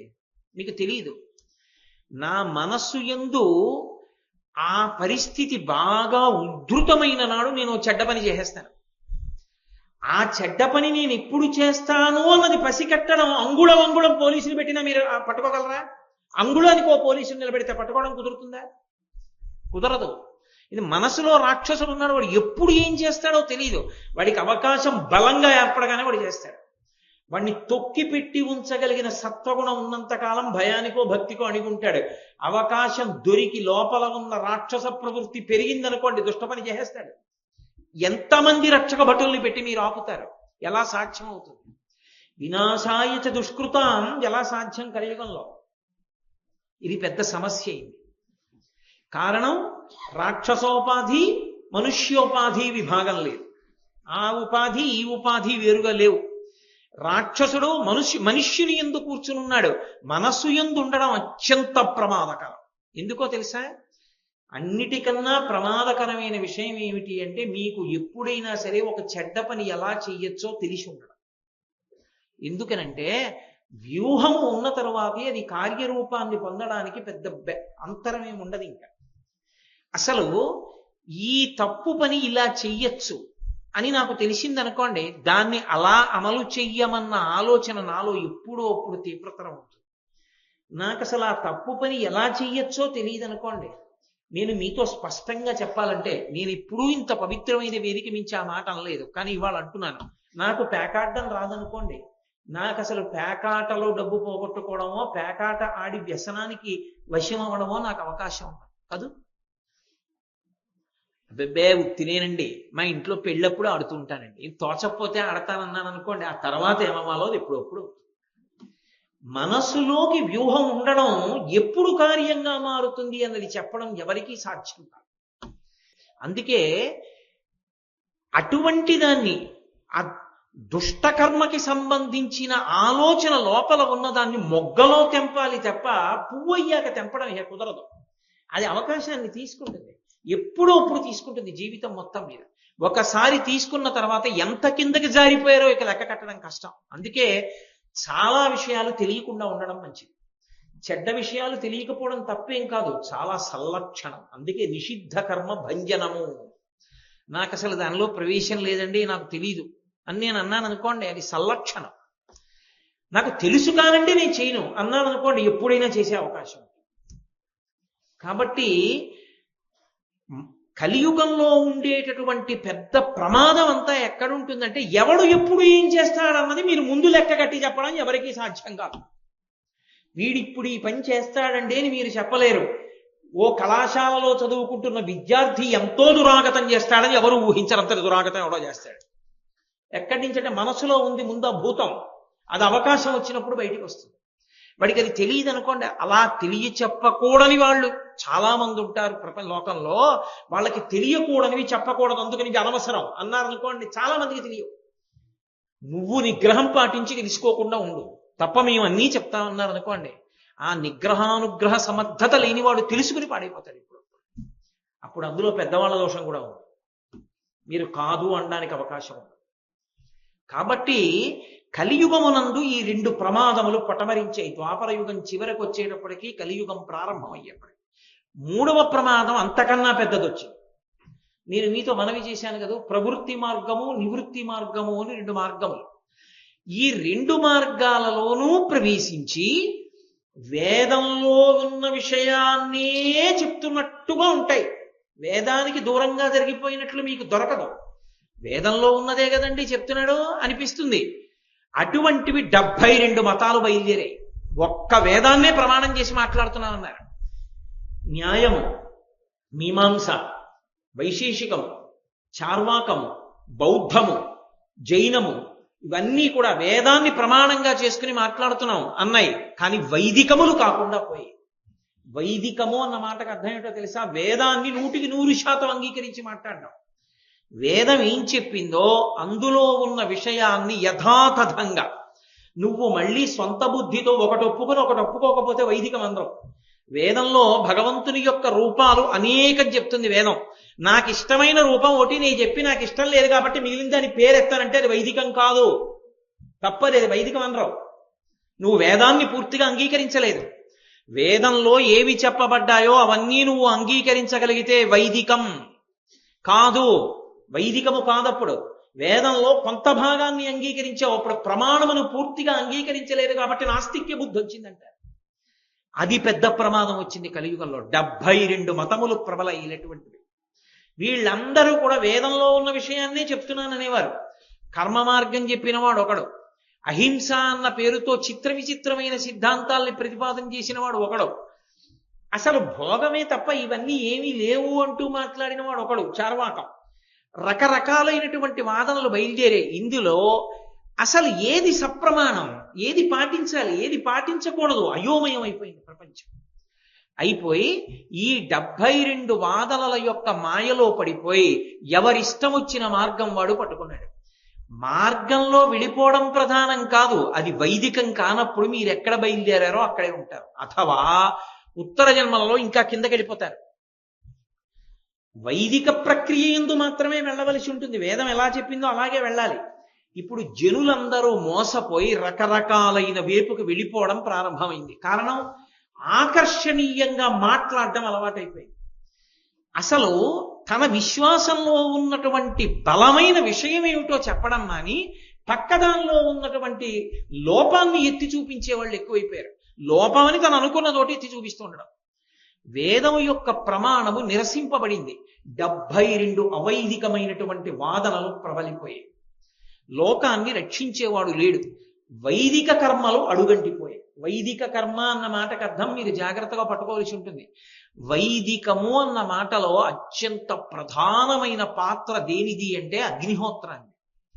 అగ్నిది అత్యంత ప్రధానమైన స్థానం. అగ్ని ముఖంగా హవిస్సులిచ్చి దేవతల్ని తృప్తిపరచడం అనేటటువంటి సిద్ధాంతము కేవలముగా ఒక్క సనాతన ధర్మమునందు మాత్రమే ఉన్నది. ఇక ఏ విశ్వాసమునందు లేదు. స్వాహ అంటూ అగ్ని ముఖంగా అగ్నిహోత్రము ద్వారా హవిస్సిచ్చి దేవతల్ని తృప్తిపరిచే ప్రక్రియ సనాతన ధర్మమునకు మాత్రమే చెందినది. ఇది అడుగంటిపోయి. ఇది అడుగంటిపోతే ధర్మచక్రానికి సమస్య వస్తుంది. ధర్మచక్రానికి సమస్య ఎందుకు వస్తుందని మీరు అడగచ్చు. మనం అగ్నిహోత్రంలో హవిస్సిస్తే ఆ హవిస్సు పుచ్చుకున్న దేవతలు సంతోషించి వర్షాన్ని కురిపిస్తారు. ఆ వర్షం వల్ల పంటలు పండితే మనం సంతోషంగా ఉంటాం, నీళ్లు దొరుకుతాయి. దేవతలు ఆగ్రహం చెందితే వానలు కురిపించరు, సుఖంగా ఉండనివ్వరు. ఏది ఎంత పరిమితిలో ఉండాలో ఆ పరిమితిని అది దాటుతుంది. భోగం ఎక్కువైపోయి వైదికం పోయిందనుకోండి, ఏవి ఎలా ఉండాలో అలా ఉండవు, వాటి హద్దుల్ని అతిక్రమిస్తాయి. సముద్రానికి చెలియలి కట్ట అని ఉంటుంది, అది దాటకూడదు. చెలియలి కట్టని, సముద్రం చెలియలి కట్టని దాటడం మొదలు పెడుతుంది.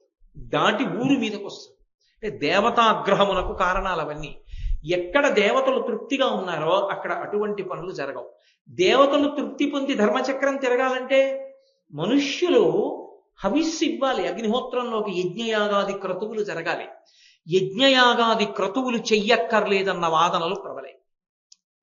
యజ్ఞం అక్కర్లేదు, యాగం అక్కర్లేదు, అవన్నీ హింసతో కూడుకున్నవి కాబట్టి అవన్నీ కాదు, అహింస అదే తరింపచేస్తుందని ఒక ప్రబలమైనటువంటి వాదం ఒకటి బయలుదేరింది. కాబట్టి వేదము ప్రమాణము అంటూనే ధర్మచక్రం తిరగడం ఆగిపోయింది. యజ్ఞయాగాది క్రతువులు లేవు, హవిస్సులు లేవు, దేవతలు సంతోషించట్లేదు, దేవతలకు ఆహారం లేదు, వాళ్ళు ఆగ్రహం చెందారు, వానలు లేవు, లోకమంతా కూడా అవ్యవస్థతో కూడుకున్నటువంటి స్థితి ఏర్పడిపోయింది. ఇప్పుడు ఇన్నిటిని చక్కదిద్దాలి. కేవలం ఏదో ఒక రాక్షస సంహారం చేయడానికో దేనికో అవతారం వచ్చేసినట్లుగా వచ్చేస్తానంటే సరిపోదు. ఇన్నిటినీ దిద్దగలిగినటువంటి అవతారం ఒకటి కావాలి. ఇప్పుడు బయలుదేరాల అవతారం. అందుకే దేవతలందరూ బయలుదేరి పరమేశ్వరుడి దగ్గరికి వెళ్ళారు. ఆ పరమశివుడు అవతారంగా రావాలి, వస్తాడు అని వేదం చెప్పింది. వేదమే చెప్పింది ఒకానొకప్పుడు ఇటువంటి పరిస్థితి వస్తుంది, వచ్చినప్పుడు వస్తాడు ఆయన. ఎప్పుడు వస్తుంది? వేదము యొక్క విషయాన్ని సమర్థించేటటువంటి పురాణములు కూడా నిర్ధారించాయి. వేదంలో, యజుర్వేదంలో రుద్రాధ్యాయంలో ఒక మాట ఉంది, నమ కపర్దిని చ వ్యుక్త కేశాయ చ అని. పరమశివుడు ఒక్కడే కిరీటం పెట్టుకోడు. ఆయన ఎందుకు కిరీటం పెట్టుకోడు అంటే, ఆయన బ్రహ్మాండములకు నాయకుడు కాదు కాబట్టి పెట్టుకోడు అని చెప్పకూడదు. ఆయన కిరీటం పెట్టుకోవడానికి వీలైన రీతిలో ఆయన జటాజూటం ఉండదు. అంత పెద్ద జటాజూటంతో ఉంటాడు. వ్యోమవత్వ్యాప్త దేహాయ దక్షిణామూర్తయే నమః. అంత పెద్ద జటాజూటంతో ఉంటాడు. ఆ గంగమ్మ తడిసిపోయి ఉంటుంది లోపల. అరుణజటేశ్వరుడని ఆ తడి జుట్టు ఎర్రగా ఉంటుంది. ఆ పెద్ద జుట్టుముడితో ఉంటాడు. జుట్టుముడితో ఉన్నవాడు శివుడే. వ్యుక్తకేశాయచ, బోడిగుండుతో ఉన్న శివుడు అక్కడ ఉన్నాడు. ఎవరా బోడిగుండుతో ఉన్న శివుడు? ఎవరో కాదు, ఆయనే. ఆ పరమశివుడే శంకరాచార్య స్వామి వారిగా వచ్చాడు. శంకరాచార్య స్వామిగా వచ్చిన వాడు శివుడే అని మీరు ఎలా చెప్పగలరు? శివావతారం అని ఎలా నిర్ధారించగలరు? వాయుపురాణం చెప్పింది. వాయుపురాణంలో వ్యాస భగవానుడు చెప్పాడు, చతుర్భిః సహ శిష్యైస్తు శంకరో అవతరిష్యతి అని చెప్పాడు. 4 శిష్యులతో కలిసి పరమశివుడు శంకరాచార్యుల వారిగా ఈ భూమండలం మీదకి వస్తాడు. వచ్చి ఇన్ని సమస్యలకి పరిష్కారం ఆయన చూపిస్తాడు. అందుకే మహానుభావుడైనటువంటి పరమశివుడి దగ్గరికి దేవతలందరూ వెళ్ళారు. ఈ అవ్యవస్థనంతటినీ చెప్పారు, శంకర పరిస్థితి ఇలా ఉంది, మీరు జోక్యం చేసుకోవాలి.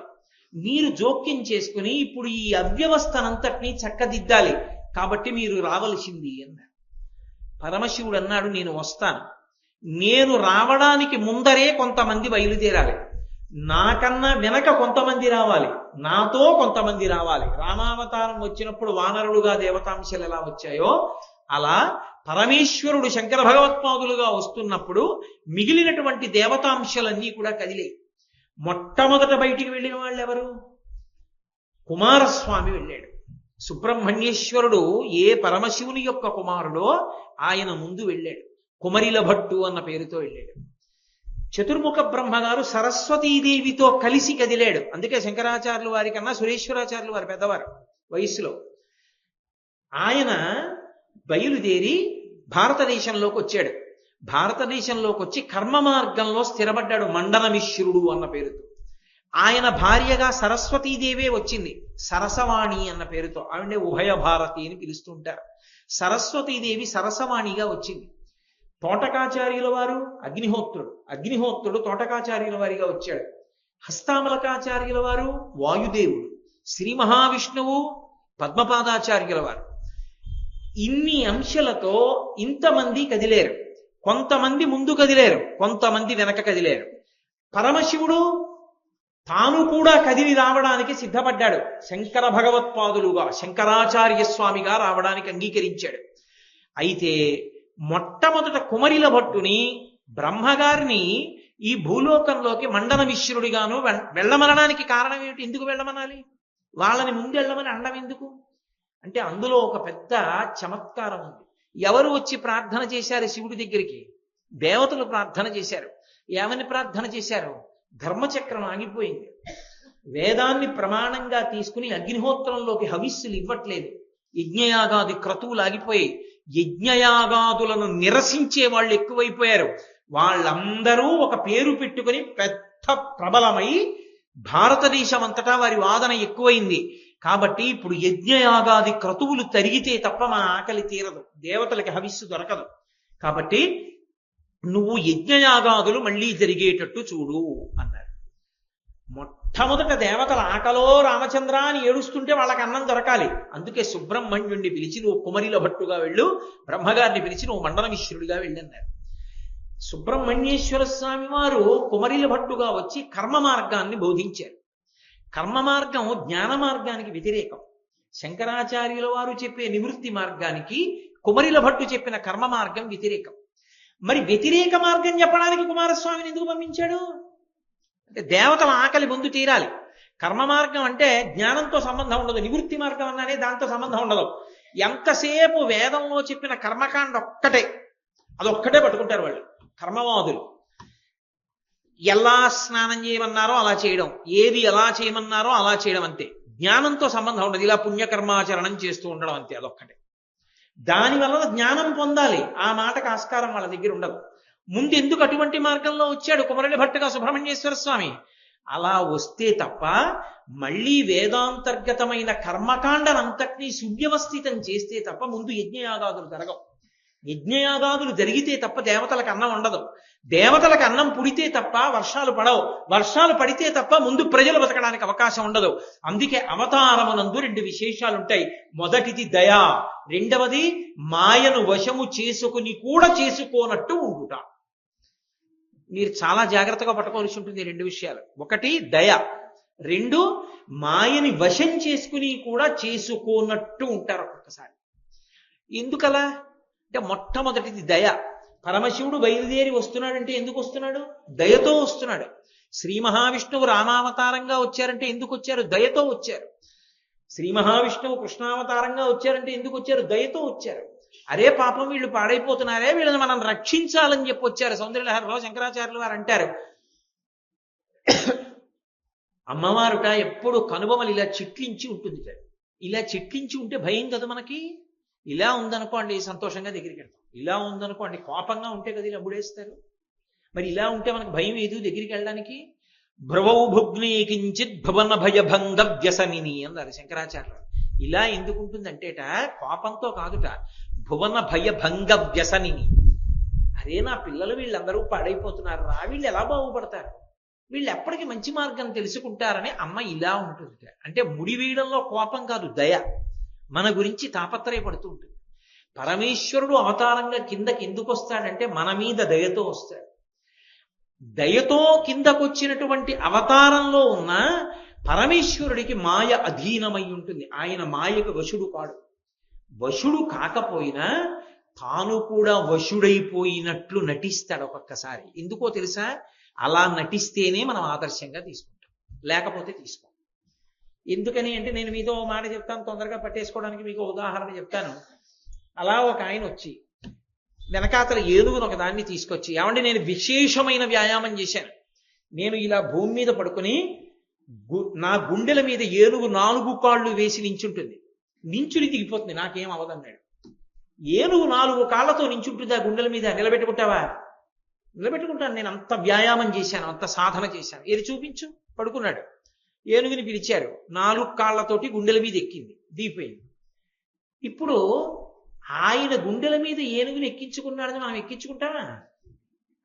అబ్బో ఆయన ఎంత వ్యాయామం చేశాడండి, ఎంత సాధన చేశాడండి, అందుకు ఏనుగుని ఎక్కించుకున్నాడు, మనం ఎక్కడ ఎక్కించుకుంటామని వదిలేస్తాం.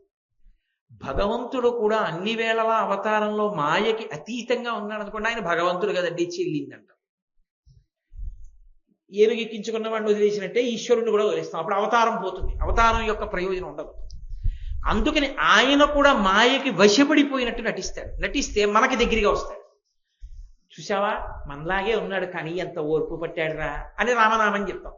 రాముడు సీతమ్మ కనపడకపోతే కొండల్ని గుట్టల్ని ఏటిని గోదావరిని పట్టుకుని ఏడుస్తూ పరిగెత్తాడు అనుకోండి, అయ్యో రాముడు పాపం ఎంత బాధపడ్డాడో, అంత బాధపడ్డా ధర్మానికి కట్టుబడ్డాడండి, మనము కట్టుబడాలంటాం. నిజంగా రాముడు మాయకి వశుడై కాదు, వశుడైనట్టు నటిస్తాడు, ఎందుకంటే మనల్ని ఉద్ధరించడానికి. తాతగారు చిన్న పిల్లాడితో మనవడితో కలిసి ఆడుతూ ఉంటాడు. మనవడితో కలిసి ఆడుతున్నప్పుడు ఏదో క్రికెట్ ఆడుకుంటున్నారు ఇద్దరు. తాతగారు తనకి బలం ఉంది కదా అని వేసిన బంతిని అల్లా కొట్టేస్తాడు, ఏంటి కొట్టడం. ఏదో మనవడు కొడుతుంటే 4 మాటలు ఇలా కొద్దిగా పక్కకు కొడతాడు. తాతగారండి మీరు ఎంతగా అవుట్ అవ్వట్లేదు తాతగారండి అంటాడు.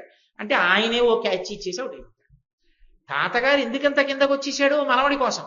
మనవడి కోసం తను శక్తి ఉన్న శక్తి లేనివాడిలా నటించి మనవడికి దగ్గరైనట్టు, మనవడికి ప్రీతి కల్పించినట్టు, మనకి బాగా దగ్గరవడానికి పరమేశ్వరుడు మాయకి వశుడైనట్లు నటిస్తాడు తప్ప ఆయన నిజంగా మాయకి వశపడిపోయాడని మనం అనుకోకూడదు. అందుకే అది శంకరాచార్య స్వామి వారి అవతారానికి కూడా మినహాయింపు కాదు. శంకర భగవత్పాదుల ఇంటికి దూరంగా పూర్ణానది ప్రవహిస్తూ ఉండేది. అమ్మగారు రోజు వెళ్ళి స్నానం చేసేవారు. అందులో ఆర్యాంబ. ఒక రోజు జ్వరం వచ్చింది ఆవిడకి. వెళ్ళలేకపోతున్నాను రా అంత దూరం, ఇవాళ నైమిత్తిక తిథిరా, ఇవాళ నదీ స్నానం చెయ్యాలి, వెళ్ళలేకపోతున్నాను రా అని బాధపడ్డారు. శంకరులు అన్నారు, అమ్మా ఎందుకమ్మా బాధపడతావు, పూర్ణానదిని మన ఇంటి ముందుకు పిలుస్తాను, స్నానం చెయ్యి అని నదిని పిలిచారు. ఓ పూర్ణానది మా ఇంటి ముందు నుంచి వెళ్ళు అన్నారు. నది వెళ్ళింది. అమ్మగారు స్నానం చేశారు. నర్మదా నదికి వరదలు వచ్చాయి, కమండలంలోకి పట్టేశారు. ఆ శంకరాచార్యుల వారు కాశీపట్టణంలో పరమశివుడు శిష్యుల్ని తన ప్రమదగణాల్ని కుక్కలుగా పెట్టుకుని వస్తూ ఉంటే పంచముడు అనుకుని ఏమీ తెలియని వారిలా ఆయన పరమశివుడిని తెలియని వారిలా నటించారు. చేసి మనీషా పంచకం చేశారు. నిజంగా శంకరాచార్యుల వారికి వస్తున్నవాడు శివుడని తెలియదా? తెలిసిపోతే మనీషా పంచకం మనకు ఎలా అందుతుంది? ధర్మసూక్ష్మం ఎలా అందుతుంది? అందదు. మనకి అందించాలంటే ఆయన తెలియని వారిలా ఉండాలి. అంటే మాయకి వశపడని వారయ్యుండి మాయకి వశపడిన వారిలా నటిస్తారు. అది అవతారము యొక్క లక్షణం. ప్రతి అవతారమునందు ఈ లక్షణాలు ఉంటాయి. అలా లేకపోతే మనుష్యులకు దగ్గర కావు అవతారాలు. అప్పుడు ప్రయోజనం ఉండదు అవతారానికి. అవతారము మనుష్యునికి దగ్గరవడానికి ఈ రెండు లక్షణములను సంతరించుకుంటుంది. దయ, మాయకి వశపడినట్లు నటించుట. అందుకని శంకరాచార్యులు వారు ఏం చేశారు? నటించారు. ఎలా నటించారు? కుమరిలో భట్టుగా వెళ్ళమన్నారు సుబ్రహ్మణ్యేశ్వర స్వామిని. ఎందుకని? దేవతలకు ముందు అన్నం దొరకాలి, ప్రజలు కర్మ మార్గంలో యజ్ఞయాగాది క్రతువులు చెయ్యాలి. చేస్తే తప్ప వర్షం పడదు, వర్షం పడితే తప్ప భూమి శాంతిగా ఉండదు. కాబట్టి ఒరే ముందు నువ్వు వెళ్ళి కర్మ మార్గం ప్రచారం చెయ్యి అన్నారు. సుబ్రహ్మణ్యేశ్వర స్వామి వారు వచ్చి కర్మ మార్గ ప్రచారం మొదలెట్టి జ్ఞాన మార్గాన్ని నిరసించారు. శంకరాచార్యులు వారు జ్ఞాన మార్గానికి చెందినవారు. అయినా కూడా ఎందుకు మరి కుమరిని భట్టుగా పంపించారు సుబ్రహ్మణ్యుడు అంటే? దేవతలకు అన్నం కోసం. పైగా ఇప్పుడు ముందు కుమరిల భట్టు వచ్చారు కాబట్టి మళ్ళీ అందరూ వేదం ఎలా చెప్పిందో అలా బ్రతకడం మొదలుపెట్టారు. అప్పుడు నేను ఒక చారిత్రక సత్యం చెప్తున్నాను. బౌద్ధ మతం ఈ దేశాన్ని విడిచిపెట్టి వెళ్ళిపోవడం ప్రారంభమైంది. కుమరిల భట్టు అవతారంలో సుబ్రహ్మణ్యుడు రావడం ప్రారంభం చేసిన తర్వాత ఆయన బోధ చేయడం మొదలెట్టాడు. బ్రహ్మగారు మండన మిశ్రుడిగా వచ్చాడు. మిగిలిన వాళ్ళు ఎవ్వరూ భార్యలతో రాలా. వాయువు భార్యతో రాలా, అగ్ని భార్యతో రాలా. అందుకే తోటకాచార్యులు వారు సన్యాసిగా వచ్చారు. హస్తమాలకాచార్యులు వారు వాయువు. కానీ వాయువు భార్యతో రాలా. ఒక్క బ్రహ్మగారు మాత్రం భార్యతో కలిసి అవతరించాడు సరస్వతీదేవితో. ఎందుకు ఆయన ఒక్కడు భార్యతో రావడం ఎందుకు? శివుడు అలా ఎందుకు ఆజ్ఞాపించాలి అంటే, కర్మాచరణము అన్న మాటకు అర్థం ఏమిటి? ప్రధానంగా కర్మాచరణం అంతా ఏ ఆశ్రమంలో ఉంటుంది? గృహస్థాశ్రమంలో ఉంటుంది. ఒక యజ్ఞం చేయడం, యాగం చేయడం, సంధ్యావందనం చేసుకోవడం, ఇంటి పట్టున అతిథుల్ని ఆదరించడం, భగవంతుడికి పూజ చేసుకోవడం, ఇవన్నీ గృహస్థాశ్రమంలో ఉంటాయి. గృహస్థాశ్రమంలో ఇవన్నీ చెయ్యడానికి యోగ్యత దేనివల్ల వస్తుంది? భార్య పక్కన ఉంటేనే. భార్య లేకపోతే, ఎడం భుజం మీద తువ్వాలు లేకపోతే చేయడానికి యోగ్యత ఉండదు. కాబట్టి భార్య పక్కన లేకపోతే కర్మ మార్గంలో ఉండడానికి అవకాశం లేదు. అందుకే సరస్వతీదేవిని తీసుకుని వచ్చాడు. అందుకని ఆవిడ ఉభయ భారతి లేదా సరసవాణి అన్న పేరుతో సరస్వతీదేవి కూడా వచ్చింది. కాదు, ఇంకొక కారణం ఉంది. శంకరాచార్యుల వారి యొక్క జ్ఞాన వైభవాన్ని తట్టుకుని ఈయన సర్వజ్ఞుడు అని ప్రకటించాలంటే సరస్వతీదేవి తప్ప అన్యులకు సాధ్యం కాదు. తీర్పు చెప్పాలంటే ఒకానొక రెండు సందర్భాల్లో తీర్పు చెప్పవలసి వచ్చింది. అందుకని సరస్వతీదేవి ఈ భూమి మీదకి వచ్చింది సరసవాణిగా. నేను మీకు ఎదరై 5 రోజుల్లో చూపిస్తాను ఆ ఘట్టం ఎక్కడ వస్తుందో. కాబట్టి వీళ్ళందరూ ముందొచ్చారు. ఇప్పుడు వెనక శంకరాచార్య స్వామి వారి అవతారం రావాలి. అవతారం రావడం అంటే తేలికే, కానీ అవతారం రావాలంటే ఎక్కడ రావాలి? ఈ భూమండలంలో ఎక్కడ పుట్టాలి? ఎవరి ఇంట్లో పుట్టాలి? ఏ తల్లిదండ్రుల కడుపున పుట్టాలి? తాను ఏ ఆశ్రమంలో ఉండాలి? ఇవి 4 ప్రశ్నలు. తాను బ్రహ్మచారిగా ఉంటే ధర్మాన్ని మళ్ళీ నిలబెట్టగలరా? గృహస్థుగానా, వానప్రస్థుగానా, సన్యాసిగానా? ఎన్ని సంవత్సరాలు ఉండాలి ఈ భూమండలం మీద? ఈ దేశంలో, ఈ భూమండలంలో ఏ ప్రాంతంలో తాను పుట్టాలి? ఏ ఇంట్లో తాను పుట్టాలి? ఏ ఆశ్రమంలో తాను ఉండాలి? ఎన్ని సంవత్సరాలు ఈ భూమండలం మీద ఉండాలి? ఇవి పెద్ద ప్రశ్నలు అవతారానికి. ఈ 4 ప్రశ్నలకి పరిష్కారంగా ఆయన మొట్టమొదట ఎంచుకున్నది ఏది అంటే, నేను అవతార స్వీకారం చేసినప్పుడు కేరళ రాష్ట్రంలో స్వీకరిస్తాను, కేరళ రాష్ట్రంలో పుడతాను. కేరళ రాష్ట్రము అనే పేరు ఎందుకు వచ్చిందంటే కొబ్బరి చెట్లు విపరీతంగా ఉంటాయి కాబట్టి కాదు, సముద్రమునకు పక్కన ఉన్నటువంటి భూభాగము కనుక కేరళ అని పేరు. అటువంటి కేరళ రాష్ట్రంలో పుడతాను అన్నారు. ఏమి కేరళ రాష్ట్రాన్ని ఎందుకు ఎంచుకోవాలి పరమశివుడు శంకరాచార్యుల వారి అవతారంగా రావడానికి అంటే దానికి ఒక కారణం ఉంది. ఈ భూమి అంతా కూడా ఒకానొకప్పుడు పరశురాముడు క్షత్రియ సంహారం చేసి తాను పొందాడు. 21 మార్లు భూమి అంతటినీ పర్యటించి ఏవో 1-2 వంశాలు, రామచంద్రమూర్తి పుట్టిన ఇక్ష్వాకు వంశం లాంటి వంశాన్ని తప్ప మిగిలిన వంశాలన్నీ అంతరించిపోయి అందరినీ చంపేశాడు తన గండ్రగొడ్డలతో. తండ్రిని ఆ కార్తవీర్యార్జునుడు సంహరించాడన్న క్రోధాన్ని కడుపులో పెట్టుకుని సంహారం చేశాడు. 21 మార్లు తిరిగి క్షత్రియులందరినీ సంహరించిన తర్వాత సమస్త భూభాగము తనదైపోయింది. ఇంత భూభాగము తనదైపోయిన తర్వాత చాలా బాధపడ్డాడు. పుట్టినది బ్రాహ్మణుడిగా పుట్టాను, చేసినది క్షత్రియ సంహారం చేశాను, ఏకంగా శమంతక పంచకాన్ని నిర్మించా, ఈ నెత్తుటితో 5 సరోవరాలు పెట్టాడు హిమాలయ పర్వతాల మీద. మీరు ఆరణ్య పర్వంలో విన్నారు, అవి పవిత్ర జలాలయ్యాయి ఆయన ప్రార్థనకి తర్వాతి కాలంలో. ఇంత సంహార ప్రక్రియ చేశాను బ్రాహ్మణుడనయ్యుండి, కాబట్టి ఇప్పుడు ప్రాయశ్చిత్తంగా ఈ భూమినంతటినీ దానం చేసేస్తానన్నాడు. ఈ భూమినంతటినీ దానం చెయ్యాలి అంటే దానం పట్టుకోవడానికి యోగ్యుడు దొరకాలి. ఎవడికి పడితే వాడికి ఏది పడితే దానం చేయకూడదు. ధర్మశాస్త్రం తెలిసి అది ఆయనకి యుక్తమైతే, అది ఆయనకి చెందినదై ఉండవచ్చు అన్న సమర్థుడికి మాత్రమే దానం చెయ్యాలి తప్ప ఏది పడితే అది ఎవరికి పడితే వాళ్ళకి దానం చేయకూడదు. ఇంత భూమిని, సమస్త భూభాగాన్ని దానం పుచ్చుకోవాలంటే ఎవరు పుచ్చుకోవాలి? ఈ భూమండలం మీద ఉన్న సమస్త ప్రాణులకు తండ్రి ఒక్కడే. రాక్షసులు కానివ్వండి, క్రిమికీటకాలు కానివ్వండి, పాములు కానివ్వండి, తేళ్లు, జెర్రిలు దగ్గర నుంచి సమస్త ప్రాణులకు తండ్రి ఒక్కడే, కశ్యప ప్రజాపతి. ప్రజాపతులు ఎందరో ఉన్నారు, కానీ పేరు పక్కన ప్రజాపతి అని పెట్టి పిలవం. ఒక్క కశ్యపుణ్ణి మాత్రం కశ్యప ప్రజాపతి అంటాం. ఎందుకని ఆ గౌరవం ఇచ్చారంటే, ప్రజాపతి శబ్దం ఎందుకు కలిపారంటే ఆయనకి పేరులో కలిపి పిలుస్తారు. ఇంతమందికి ఆయన తండ్రి. దితి అదితి వలననే వచ్చింది సంతానం అంతా, అలాగే మిగిలిన వారి వల్ల వచ్చింది.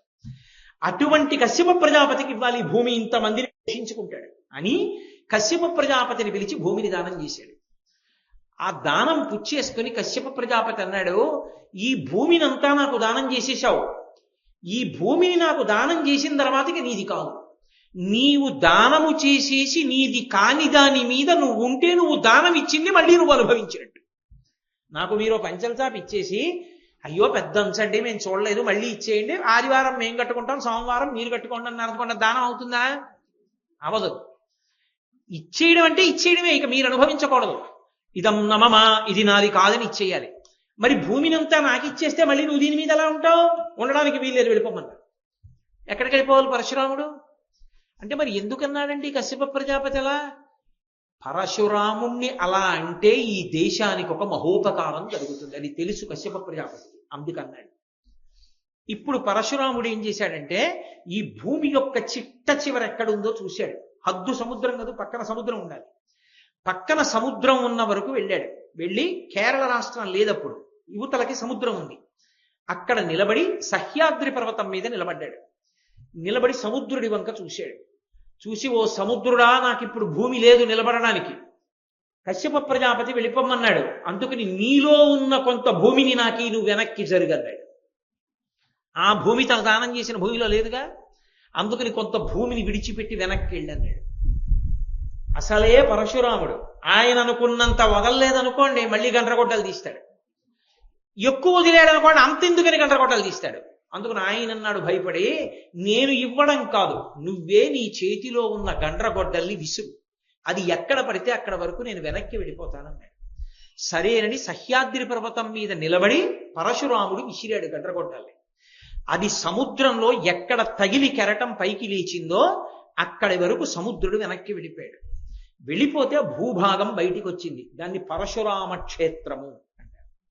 అవన్నీ పరశురామ క్షేత్రాలు. ఇప్పుడు మనం చూస్తున్నటువంటి క్షేత్రాలు ఉన్నాయే, మూకాంబిక, ఆ క్షేత్రాలు ఉన్నటువంటి భూభాగములన్నీ పరశురాముడు సముద్రం నుంచి పైకి తీసుకొచ్చాడు.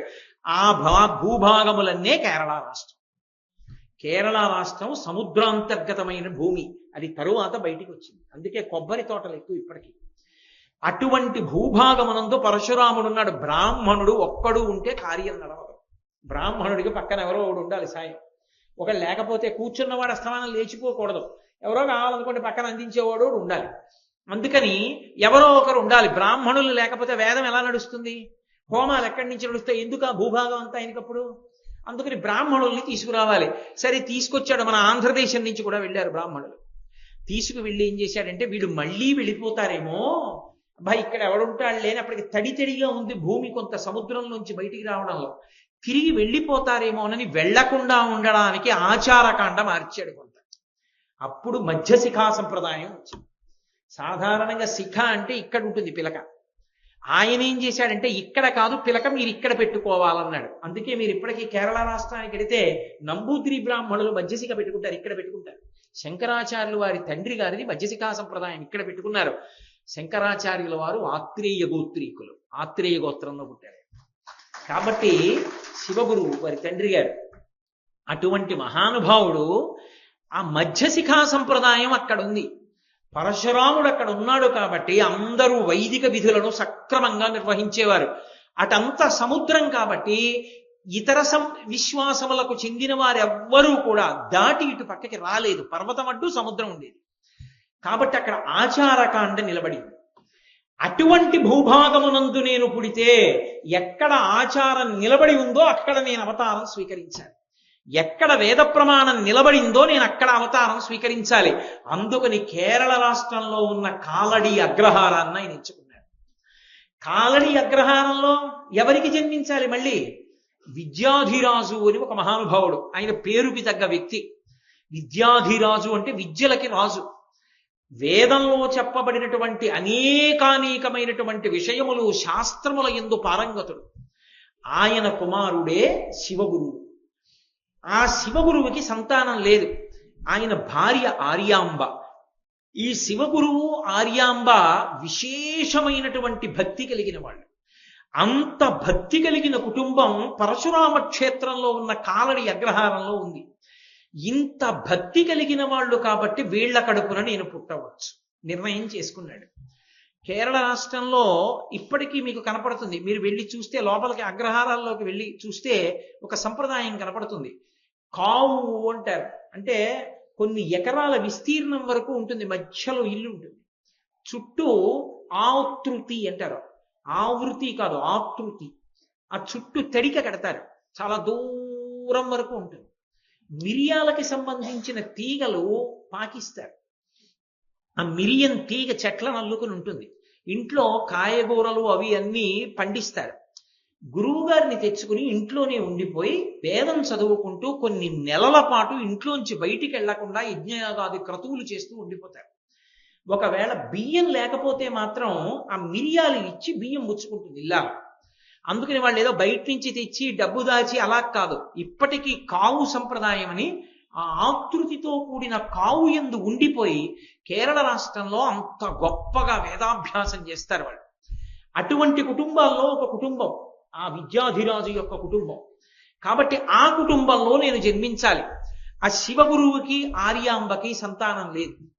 వాళ్ళకి సంతానం లేకపోతే సంతానం మాకు కలగలేదు, ఇంత భక్తితో ఉన్నాం, భగవంతుణ్ణి ఆరాధించాం అని వాళ్ళు భగవంతుణ్ణి విడిచిపెట్టిన వాళ్ళు కాదు, ఇంకా బాగా భగవంతుని యొక్క కాళ్ళు పట్టుకున్న వాళ్ళు. కాలడి అగ్రహారానికి త్రిచూర్ చాలా దగ్గరగా ఉంటుంది. త్రిచూర్ గురువాయూర్ చాలా దగ్గర క్షేత్రాలు. త్రిచూర్ స్టేషన్లో దిగి గురువాయూర్ పెడతాం. త్రిచూర్కి ఓ 30 కిలోమీటర్ల దూరం ఉంటుందేమో కాలడి అగ్రహారం ఉంటుంది. కాలడి అగ్రహారంలో ఉన్నారు కాబట్టి శివగురువు ఆర్యాంబకి త్రిచూర్ యొక్క వైభవం బాగా తెలుసు. త్రిచూర్ని మనం ఇవాళ త్రిచూర్ని పిలుస్తున్నాం కాబట్టి, కానీ దాని సంస్కృత నామం వృషాచలము. దాని పేరు వృషాచలం. ఎందుచేత? అది ఊరు మధ్యలో ఉన్న ఒక కొండ మీద ఉంటుంది. ఆ కొండయే నందీశ్వరుడు. నంది వృషభాకృతిని పొందింది, అక్కడ ధర్మాకృతిని పొందింది. అందుకే మీరు ఆ ఊర్లో వెళుతుంటే మధ్యలో ఎత్తైన కొండ మీద ఉంటాడు శివుడు. చిత్రం ఏమిటంటే ఆ ఊళ్ళో ఉన్నటువంటి ఆ వృషాచలము అనబడేటటువంటి క్షేత్రంలో ఉన్నటువంటి పరమేశ్వరుడు ఎన్నడూ కూడా ఉత్సవమూర్తి కూడా బయటికి రాదు. ఆ దేవాలయంలోంచి ఊరిరిగింపు అన్న పేరుతో పరమశివుని యొక్క ఉత్సవమూర్తి ఎన్నడూ బయటికి రాదు. ఒక్క మహాశివరాత్రి ఉత్సవం ఒకటే గొప్పగా జరుగుతుంది. ఇంకా ఆశ్చర్యం ఏమిటో తెలుసా? త్రిచూరులో ఏనుగుల పందాలు వేస్తారు. ఏనుగులతో పందాలు జరుగుతాయి. అది కూడా ఎలా? త్రిచూరికి చుట్టుపక్కల ఉన్న క్షేత్రాల్లో ఉన్న అన్ని దేవాలయాల్లో ఉన్న అమ్మవారి యొక్క ఉత్సవమూర్తుల్ని ఏనుగులు ఎక్కిస్తారు. ఈ ఏనుగులన్నీ కలిసి ఒక ప్రత్యేకమైన తిథి నాడు త్రిచూరు వస్తాయి. వచ్చి ఇవన్నీ దేవాలయంలోకి ఎడతాయి. వెళ్ళి వృషాచలేశ్వరుడికి ప్రదక్షిణం చేస్తాయి.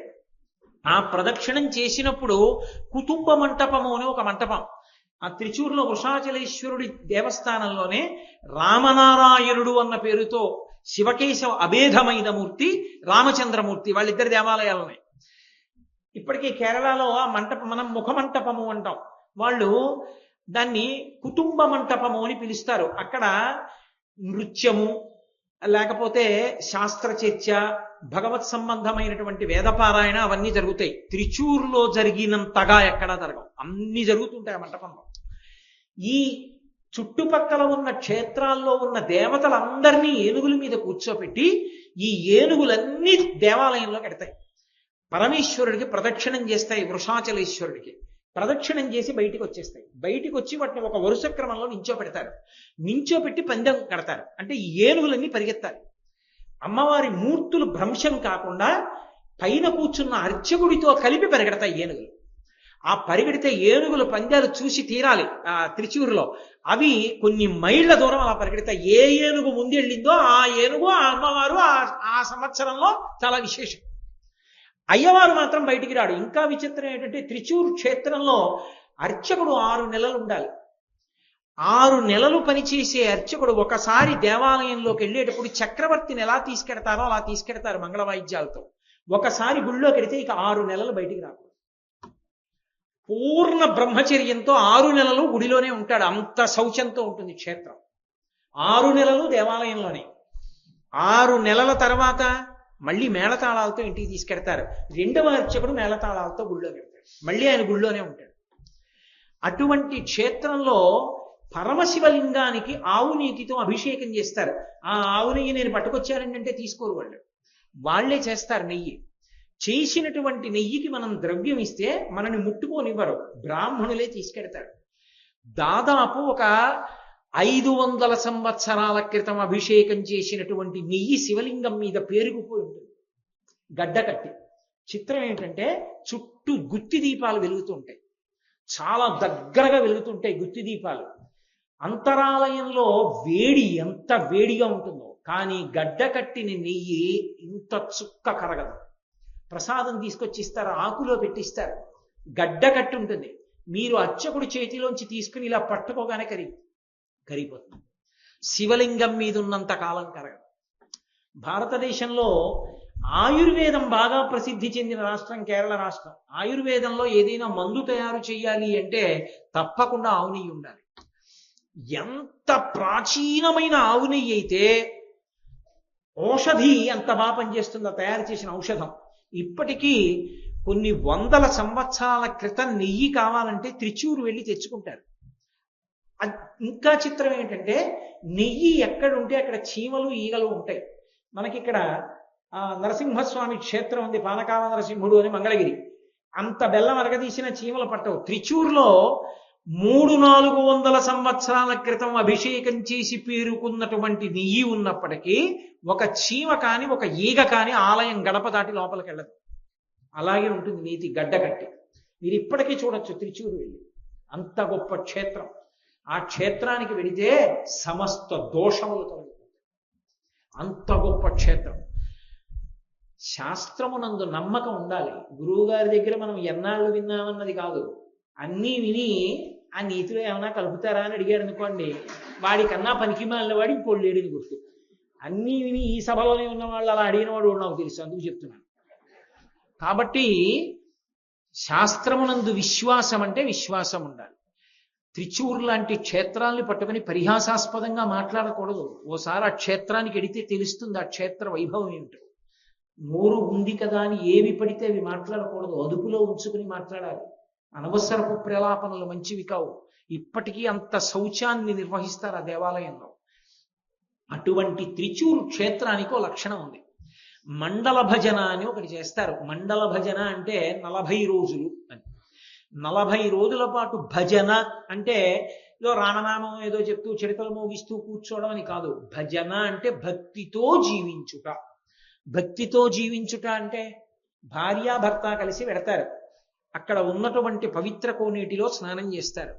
స్వామి అభిషేకం జరుగుతున్నంతసేపు కూర్చుంటారు. మౌనంగా పారాయణ చేసుకుంటారు. కొన్ని దేవాలయాల్లో రాత్రి నిద్ర చేయడానికి స్థానాన్ని ఇస్తారు. అటువంటి స్థానం కల్పింపబడిన చోట రాత్రి పడుకుని నిద్రపోతారు బ్రహ్మచర్యం పాటిస్తూ. మరునాటి ఉదయం లేస్తారు, మళ్ళీ కార్యక్రమం మొదలు. ఆలయం విడిచిపెట్టి వెళ్ళరు, అక్కడే భక్తితో ఉండిపోతారు. అలా 40 రోజులు ఉంటారు. 40 రోజులు ఉంటే అలా భక్తిగా తీరని కోర్కె ఉండదు. ఈశ్వరుడు అనుగ్రహించేస్తాడు త్రిచూరు. అంత గొప్ప క్షేత్రం త్రిచూరు. కాబట్టి ఆ త్రిచూర్కి 30 మైళ్ళ దూరంలో ఉంది కాలడి. ఈ కాలడిలో ఉన్నారు శివగురువు, ఆర్యాంబ. వీళ్ళిద్దరికీ సంతానం లేరు. సంతానం లేకపోయినా వాళ్ళకి పరమేశ్వరుడి మీద అంత విశ్వాసం, వేదం మీద అంత విశ్వాసం. ఎక్కడిది? పైన విద్యాధిరాజు ఉన్నాడు తండ్రి, ఆయనకంత నమ్మకం. తండ్రి అన్నాడు, సంతానం లేరని బెంగపెట్టుకుంటావు ఎందుకురా, పక్కనే ఉంది కదా త్రిచూర్, భజన చేయండి దంపతులు ఇద్దరు అన్నాడు. ఇద్దరూ కలిసి వెళ్ళారు. ఓ చమత్కారం జరిగింది. 40 రోజులు అయిపోయింది. పరమేశ్వరుడు కనపడలేదు. స్వప్న సాక్షాత్కారం ఇస్తూ ఉంటాడు అక్కడ, లేదా కూరికి తిరిగిపోతుంది. రెండూ జరగలేదు. వాళ్ళు బాధపడ్డారు. శివగురువు వెళ్ళి ఆర్యాంబతో ఒక మాట అన్నాడు. ఆర్యాంబ, ఇన్నాళ్ళు ఇక్కడ నేను భజన చేశాను, నువ్వు చేశావు, ఇంత కష్టపడ్డాం, శివానుగ్రహం కలగలేదు, భగవంతుడు ఉన్నాడంటావా అన్నాడు. అంటే ఆర్యాంబంది, నో దేవతాను జడిమా మనుష్యే అన్నాడు. దేవతలను నింద చెయ్యవద్దు. మనమే భక్తిలో ఏదో లోపం చేశాం. ఇక్కడ మనం భక్తిగా ఉంటే ఈశ్వరుడు అనుగ్రహించకపోవడం ఉండదు. మనం భక్తిగా లేవు కాబట్టి ఈశ్వరుడు అనుగ్రహించలేదు. మన యందే ఏదో పొరపాటు ఉంది. మరింత దృఢదీక్షతో ఈశ్వరుని ఆరాధన చేద్దాం అన్నాడు. తప్పకుండా అలాగే ఆరాధన చేద్దాం. అది శ్రద్ధ అని పిలుస్తారు. శ్రద్ధ అంటే శాస్త్రస్య గురువాక్యస్య సత్యబుద్ధ్యావధారణ. సా శ్రద్ధ కదితా సిద్భి యయా వస్తూపలభ్యతే అంటారు శంకరాచార్యుల వారు భాష్యం చేస్తూ. శ్రద్ధ అంటే గురువు గారు చెప్పిన మాట మీద, శాస్త్రం మీద విశేషమైనటువంటి నమ్మకం ఉండడం.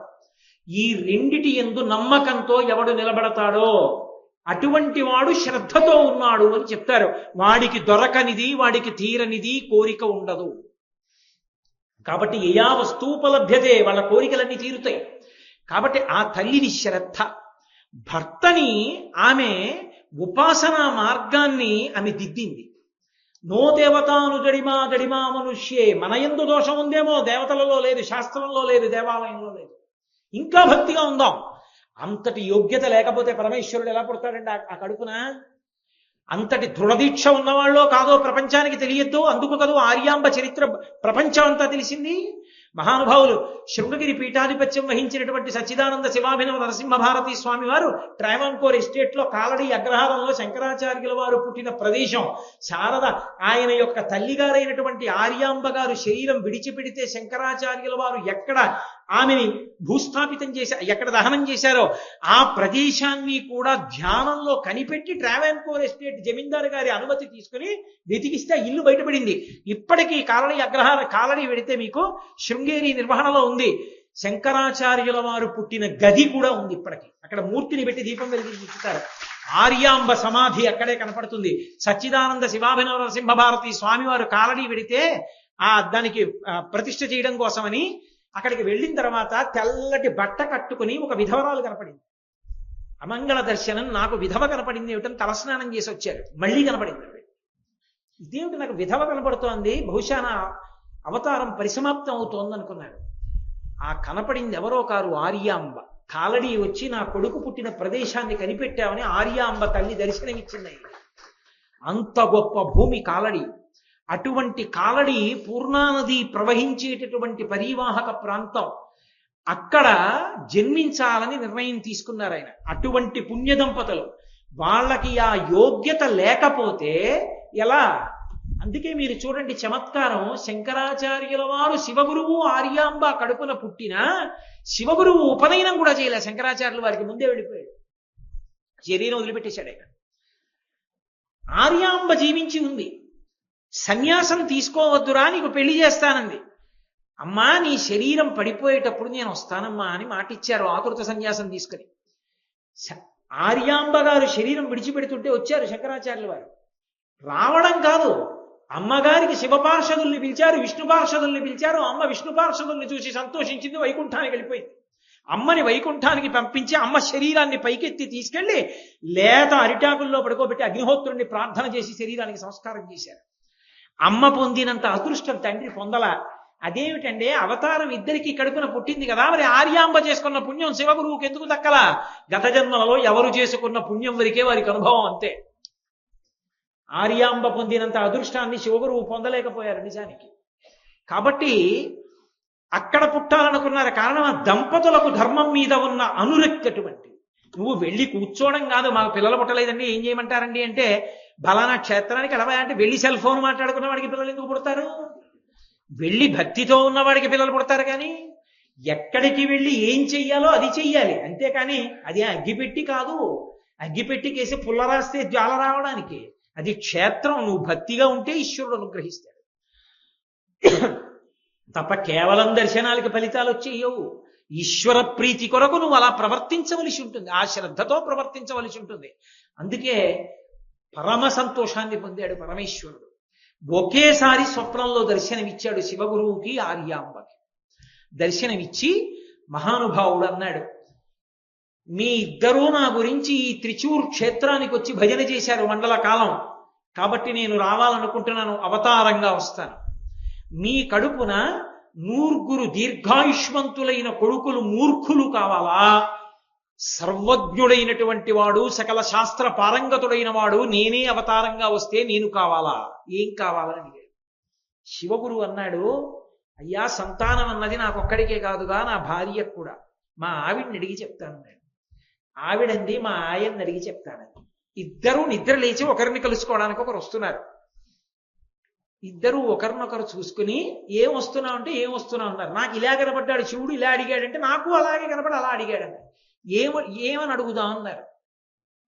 వెంటనే దంపతులు ఇద్దరి నోటి వెంట ఒకటే మాట వచ్చింది, బిడ్డలు లేని మనకి బిడ్డలనివ్వగలిగిన పరమేశ్వరుడికి ఎవరు బిడ్డగా ఉంటే తరిస్తామో తెలియదా? మనం చెప్పాలా పరమేశ్వరుడికి ఫలానా వాడు బిడ్డగా ఉండాలని? ఎవరు బిడ్డగా వస్తే మేము తరిస్తామో వాడిని బిడ్డగా ఇమ్మని వదిలిపెట్టేద్దాం. అది ఆ దంపతుల పుణ్యం. అది లోకానికి తెలియచేయద్దు, అందుకు స్వప్నంలో దర్శనమిచ్చాడు. వాళ్ళ దృఢదీక్షని తెలియచేయడానికి. కొన్ని ఎందుకు చేస్తారంటే లోకానికి మర్యాద నేర్పడం కోసం, ఆ దంపతుల యొక్క గొప్పతనాన్ని చూపించడం కోసం. సరే, ఆ క్షేత్రాన్ని విడిచిపెట్టారు, పరమేశ్వరుడికి నమస్కరించారు, ఇంటికి వెళ్ళారు. ఆర్యాంబ నీళ్లు పోసుకుంది. ఆమె గర్భిణి అయింది, ఎంతో సంతోషంగా ఉన్నారు. వైశాఖ మాస శుక్లపక్ష పంచమి వచ్చింది. వైశాఖ మాస శుక్లపక్ష పంచమి నాడు మహానుభావుడైనటువంటి పరమశివుడు శంకర భగవత్పాదులుగా ఆవిర్భవించారు. ఆయన పుట్టడమే వైశాఖ మాసాన్ని ఎంచుకున్నారు. చైత్ర వైశాఖ మాసములు రెండు కూడా వసంత ఋతువు. ఈ 2 మాసములకు ఒక ప్రత్యేకత ఉంది. అసలు మనిషిగా ఎలా బ్రతకాలో చెప్పినటువంటి మహాపురుషులైన ఇద్దరు పుట్టిన నెలలు ఈ 2. ఒకటి చైత్రమాసంలో వచ్చిన వాడు రామచంద్ర ప్రభు. వైశాఖ మాస శుక్లపక్ష పంచమి నాడు వచ్చి లోకం ఎలా తరించాలో నేర్పిన వారు శంకర భగవత్పాదులు. అటువంటి మహాపురుషులు ఇద్దరు పుట్టారు. సంస్కృతంలో చైత్రమాసాన్ని మధుమాసం అంటారు, వైశాఖ మాసాన్ని మాధవ మాసం అంటారు. మాధవి అంటే మల్లెపువ్వు, వైశాఖము అంటే మల్లె తీగ. ఎందుకు అంటే విశాఖ, తీగ కొమ్మలు లేనిది తీగగా ఉన్నది లత, మాధవీలత అంటే మల్లె తీగ. వైశాఖ మాసంలో శంకరాచార్యులు వారు పుట్టారంటే వైశాఖానికి మారు పేరే మాధవీలత. కాబట్టి మల్లెపువ్వు దేనికి ప్రసిద్ధి? మల్లెపువ్వు సంధ్యారంభ విజృంభితం, శంకరులే చేశారు స్తోత్రం శివానంద లహరి. అన్ని పువ్వులు పొద్దున్న విచ్చుకుంటే సాయంకాలానికి విచ్చుకుంటుంది మల్లెపువ్వు. ప్రదోష వేళలో అర్చన ఉన్న వాళ్ళు ఇద్దరే, నరసింహస్వామి పరమశివుడు. మల్లె పువ్వు అంత తెల్లగా ఏ పువ్వు ఉండదు, మల్లె పువ్వు అంత సువాసనలు గుబాళించే పువ్వు ఇంకొకటి లేదు. అందుకే పుష్ప జాతి యందు రాణి అని పిలుస్తారు ఆ మల్లె పువ్వుని. అటువంటి మల్లె పువ్వునందు మకరందం ఎక్కువ, తేనె ఎక్కువగా ఉంటుంది. అందుకే తుమ్మెదలు తిరుగుతుంటాయి ఎప్పుడు మల్లె పువ్వులు ఉన్న చోట. వైశాఖ మాసాన్ని వచ్చేటప్పటికి రెండు బాగా వస్తాయి, ఒకటి మల్లె పువ్వు, రెండవది మామిడి పండు. మామిడి పండు తీపికి గుర్తు, మల్లె పువ్వు సువాసనకి గుర్తు. శంకరాచార్యుల వారి యందు రెండు లక్షణాలు.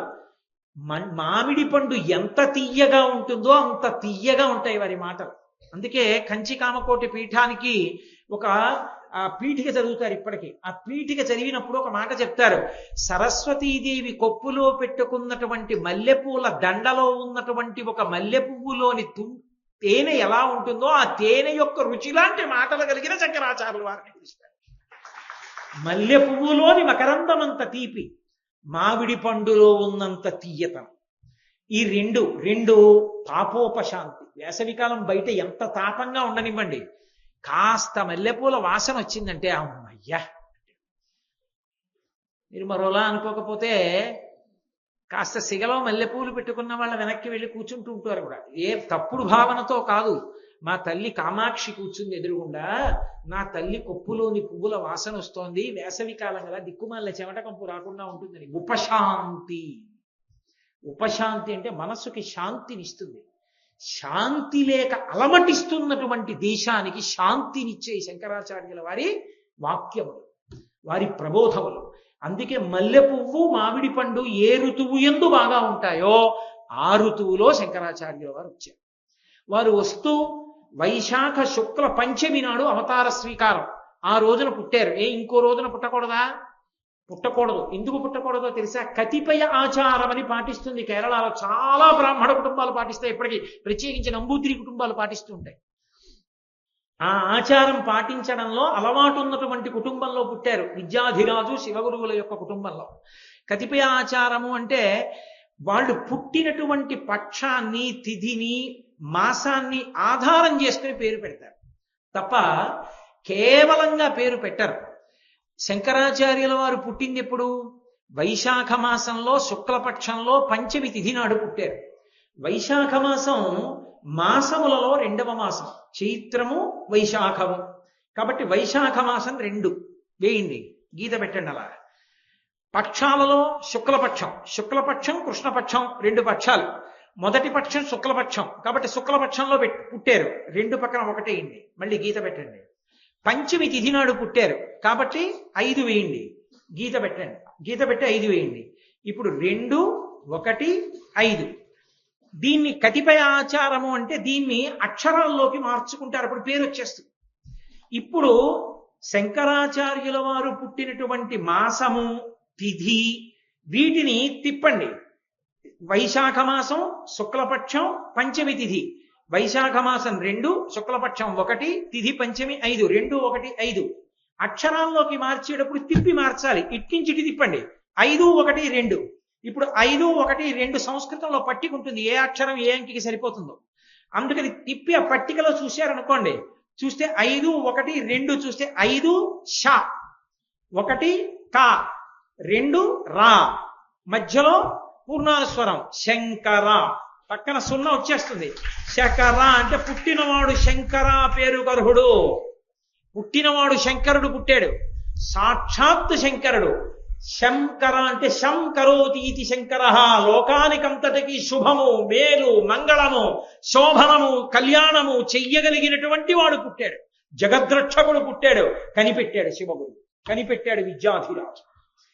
అందుకే ఆ ఆచారం ఉన్న కుటుంబంలో వచ్చింది శంకరావతారం. తిప్పితే ఖచ్చితంగా శంకర వచ్చేసింది. శంకర అని పేరుంచారు, వచ్చినవాడు పరమశివుడు. ఈయన పుట్టిన తరువాత కొన్నాళ్ళకి వ్యాసాచార్యుల వారు ఆ బదరీనాథులో ఉన్నటువంటి గోవింద భగవత్పాదాచార్యుల వారికి చెప్పారు, పరమశివుడు అవతారంలోకి వచ్చాడు, దీక్ష తీసుకోవడానికి వస్తాడు. ఇంత దూరం నడిచి వస్తే ఆయన ఉండేదే తక్కువ కాలం, సమయం వృధా అయిపోతుంది, నువ్వే ముందుకెళ్ళిపో, నర్మదా నది ఒడ్డుకన్నాడు. నర్మదా నది ఒడ్డుకొచ్చి గుహలో కూర్చున్నారు గోవింద భగవత్పాదులు. అందుకే సన్యాస దీక్షానామం తీసుకునేటప్పుడు పూర్వనామాన్ని తీసేస్తారు. పూర్వనామం తీసి కొత్త నామం ఇస్తారు తప్ప పూర్వనామం తల్లిదండ్రులు పెట్టిన నామం ఏదో ఆ పేరు ఉంచరు. మీరు చూడండి, ఆ ద్వైత సంప్రదాయానికి సంబంధించినటువంటి అత్యంత పూజనీయులైన మహాపురుషులు మధ్వాచార్యుల వారు. మధ్వాచార్యుల వారి పూర్వాశ్రమ నామం వాసుదేవ. ఆ వాసుదేవ తర్వాతి కాలంలో ఆ మధ్వాచార్యుల వారు అని వారు లోకంలో ప్రఖ్యాతి వహించారు. వారికి పూర్ణ ప్రజ్ఞులు అని వేరొక పేరు. అలాగే విశిష్టాద్వైతాన్ని స్థాపించినటువంటి రామానుజాచార్యుల వారి యొక్క పూర్వాశ్రమ నామం లక్ష్మణ. ఆ తరువాతి కాలంలో వారికి సన్యాసాశ్రమ నామం రామానుజాచార్య. అలాగే ఒకానొకప్పుడు గౌరాంగులు అని పేరు. ఈ చైతన్య సంప్రదాయంలో, కృష్ణ చైతన్య సంప్రదాయంలో ఉన్నటువంటి వారికి ఆయనకి చైతన్య మహాప్రభు, కృష్ణ చైతన్య మహాప్రభు అని పేరు పెట్టుకున్నారు ఆయన సన్యాసాశ్రమ స్వీకారం తర్వాత. అంతకు ముందున్నటువంటి నామం గౌరాంగులు. గౌరాంగులు అంటే తెల్లని వర్ణం ఉన్నవారు. ఆశ్రమ స్వీకారం తర్వాత పేరే మారిపోయింది. కృష్ణ చైతన్యులు, నల్లటి కృష్ణుడి యొక్క రంగు ఉన్నవారని మారిపోయింది. పేర్లు మారాయి. తల్లిదండ్రులు పెట్టిన పేరు ఒకటి, సన్యాసాశ్రమం ఇచ్చిన తరువాత గురువు గారు పెట్టిన పేరు ఒకటి.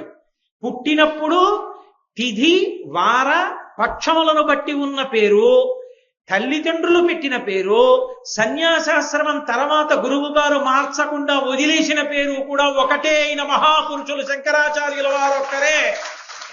శంకరుల పేరు పుట్టినప్పుడు శంకర, గోవింద భగవత్పాదాచార్యుల వారు సన్యాసం ఇచ్చిన తరువాత కూడా శంకర, మార్చల.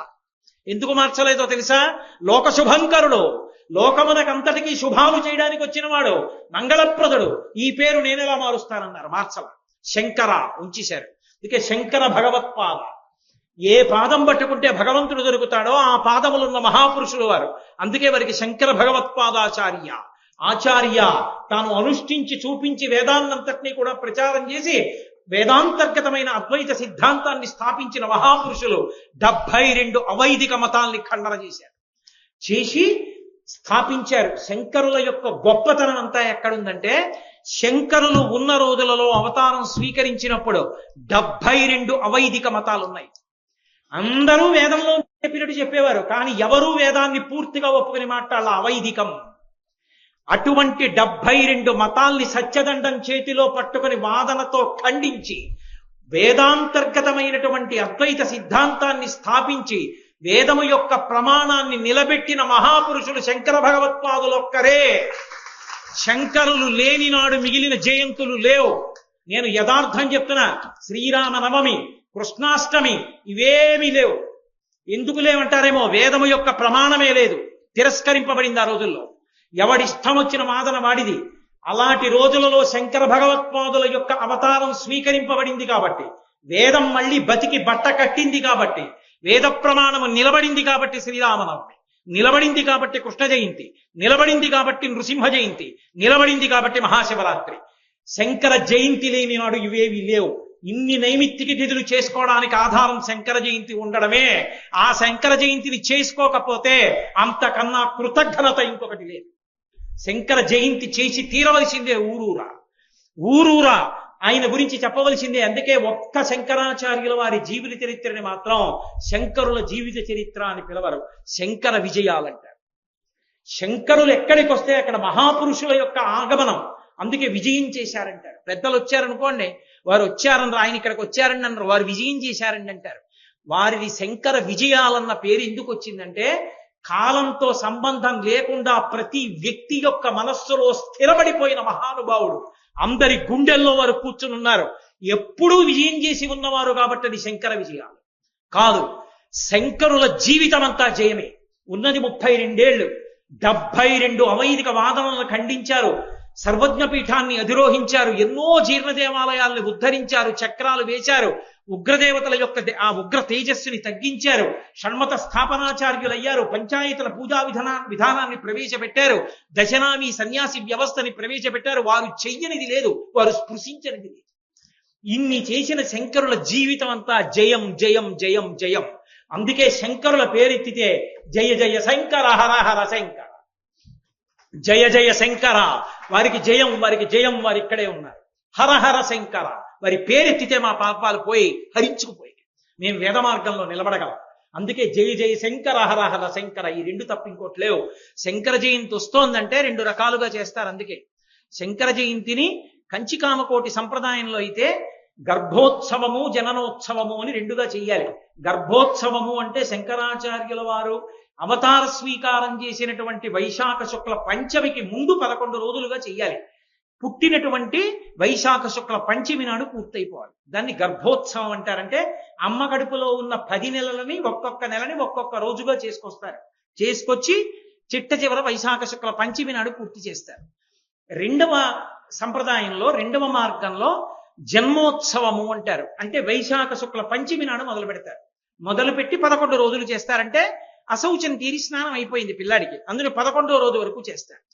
ఈ రెండిటిల్లో కూడా చమత్కారం ఏమిటంటే ప్రతిరోజు కూడా శంకరాచార్యుల వారిని పల్లకీలో తీసుకుని ఆ పల్లకీలో జై జై శంకర హర హర శంకర అని నామం చెప్తూ శంకరాచార్యుల వారిని కామాక్షి దేవాలయం చుట్టూ తిప్పి తీసుకొచ్చి అమ్మవారి దేవాలయం దగ్గరికి తీసుకెడతారు. కామాక్షి అమ్మవారి దేవాలయానికి తీసుకెళ్లి కామాక్షి అమ్మవారి దేవాలయంలో కూర్చోబెడతారు.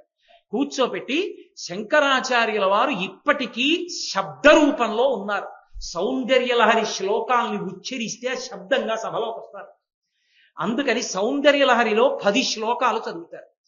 ఒక్కొక్క రోజు 10 శ్లోకాలు. 10వ రోజున 100వ శ్లోకం వచ్చేస్తుంది. 10 10లు 100 కదండి, చిట్ట చివర 10. కాబట్టి చిట్ట చివరి రోజున ఏం చేస్తారంటే ఆ శంకరాచార్యుల వారి మూర్తిని పట్టుకుని శుక్రవార మంటపానికి చేరుతారు. శుక్రవార మంటపం అంటే అమ్మవారు వస్తుంది కామాక్షి ఆ మంటపానికి. అమ్మవారిని తీసుకొచ్చి శుక్రవార మంటపంలో కూర్చోబెడతారు. కూర్చోబెట్టి శంకరాచార్యుల వారిని కూడా శుక్రవార మంటపానికి తీసుకొస్తారు. ఆఖరి రోజున 10 సౌందర్యలహరి శ్లోకాలు చెప్పేసి 100 అయిపోగానే శంకరాచార్యుల వారిని అమ్మవారి పక్కకి చేర్చి కూర్చోబెట్టి అమ్మవారి చేతులకు తగిలించి వస్త్రాన్ని శంకరాచార్యుల వారికి బహూకరింపచేస్తారు. బహూకరింపచేసి హారతిస్తారు. ఆ హారతి తీసుకుని భక్తులు వెళ్ళిపోతారు. అక్కడతో శంకర జయంతి ఉత్సవాలు పూర్తవుతాయి. శంకర జయంతికి ఎంత పెద్దగా ప్రసాదం పంచిపెడితే అంత గొప్పగా గురువుల యొక్క అనుగ్రహం లభిస్తుంది. ప్రసాదం అంత గొప్పగా పంచిపెట్టాలి శంకర జయంతికి. ఎవరో ఒకళ్ళు పంచిపెట్టడం కాదు, ఎవరి మానాన వాళ్ళు తెచ్చి పంచుకోవచ్చు. శంకర జయంతి అరటిపళ్ళు ఉన్నాయి తెచ్చి పంచుకోవచ్చు, ఎవరింట్లోనో ఉసిరికాయలు ఉన్నాయి పంచుకోవచ్చు, ఎవరింట్లోనో ద్రాక్ష పళ్ళు ఉన్నాయి అందరికీ తీసుకొచ్చి పంచుకోవచ్చు. ఎవరు ఇంట్లో పచనం చేసిన పదార్థాలు తప్ప ఇంట్లో వండి తేకూడదు. జీడిపప్పు పంచుకోవచ్చు, పటికి బెల్లం పంచుకోవచ్చు. శంకరాచార్యుల వారి జయంతి అంటే ఎన్ని ప్రసాదంగా పంచిపెట్టగలిగితే అన్ని పంచుతారు. ఎందుకంటే జై జయ శంకర హర హర శంకర జగద్గురువులు పుట్టినటువంటి రోజు. పరమ సంతోషంతో ఇల్లు చేసుకోవాలి. మరి ఎవరో ఒకరే ప్రసాదం పెట్టాలని నియమం లేదు. ప్రతి వాళ్ళు తెచ్చి ప్రసాదం పంచిపెట్టుకోవచ్చు వైశాఖ శుక్ల పంచమి నాడు. అందుకని 2గా చేస్తారు. శృంగేరి సంప్రదాయంలో 5 రోజులు చేస్తారు. అందుకే ఇవాళ శృంగేరి మఠంలో కూడా ప్రారంభమైంది శంకర జయంతికి సంబంధించిన ఉత్సవం. ఈ సంవత్సరం మనం శృంగేరి సంప్రదాయంలో 5 రోజులుగా చేస్తున్నాం. అందుకే 22న మొదలు పెట్టాం. 26వ తారీఖున వైశాఖ శుక్ల పంచమి నాడు స్వామివారి పూజతో పూర్తవుతుంది. యథార్థమునకు హోమం చేయాలి. ఆ రోజున హోమం చేసి శంకరాచార్యుల వారికి హవిస్సు ఇవ్వాలి. ఆ హోమం కూడా చేస్తూ ఉంటారు. ఈశ్వరుడు అనుగ్రహిస్తే వచ్చే సంవత్సరం మనం హోమం కూడా చేద్దాం శంకరులకు. కాబట్టి అంత వైభవోపేతంగా శంకర జయంతి ఉత్సవాన్ని నిర్వహిస్తూ ఇంకొక మాట ఉండదు. జై జయ శంకర హర హర శంకర 108 నామాలు చెప్తారు. చెప్పి 8 నామాలు శివనామములు చెప్తారు. భవాయ దేవాయ నమః, శర్వాయ దేవాయ నమః, ఈశానాయ దేవాయ నమః, 8 కలిపి 108 116 నామాలు. గురువు గారికి తెలుగుదేశం అంటే ఆంధ్ర రాష్ట్రంలో ఆచారం ఏమిటి అంటే 116 కట్నం ఇవ్వడం. వారు సన్యాసి, వారు 116 ఎందుకు పుచ్చుకుంటారు? పుచ్చుకోరు. అందుకని 108 వారి నామములు చెప్పి 8 శివనామములు కలిపి 116 నామములు చెప్తాం శంకర జయంతి నాడు. 116 నామాలతోటి శంకర జయంతి పూర్తవుతుంది. కాబట్టి అటువంటి మహానుభావుడు వైశాఖ శుక్ల పంచమి నాడు అవతార స్వీకారం చేసి కాలడి అగ్రహారంలో అవతార స్వీకారం చేశారు.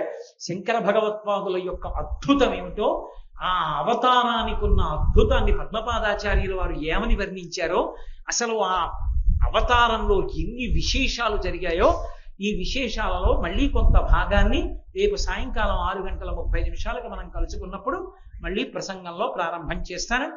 ఇందులో అంతర్భాగంగా ప్రతిరోజు ఉదయం వేళ శంకరాచార్యుల వారికి అభిషేక కార్యక్రమం జరుగుతోంది.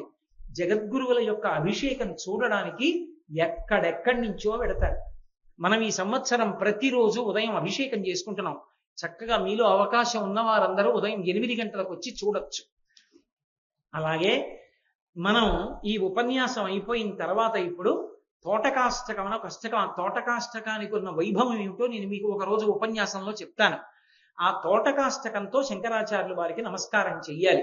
మనందరం లేచి నిలబడి, మీకు తెలుసుదని సంప్రదాయం, నేను చెప్తాను, మీరు చెప్పి శ్లోకం పూర్తయిన తర్వాత ప్రతి శ్లోకానికి చివర మకుటం ఒకటే ఉంటుంది. భవశంకర దేశిక మే శరణం. శంకరులకు దేశికులు అని పేరు. ఎందుకు దేశిక అని పిలిచారు శంకరుల్ని అన్న విశేషాన్ని మీకు ఒక రోజున చెప్తాను. కాబట్టి భవశంకర దేశిక మే శరణం అనేసి అప్పుడు భూమిని ముట్టుకోవాలి. కాబట్టి ఇప్పుడు శంకరాచార్యుల వారిని ఇక్కడ ఉన్న వేదిక మీదకి తీసుకొస్తారు. దాని వలన ఏమవుతుందంటే మనందరికీ ఒక సంతోషంగా ఉంటుంది. జగద్గురువులు ఇక్కడే ఉన్నారు, మనం నమస్కారం చేస్తున్నామన్న సంతోషం కలుగుతుంది.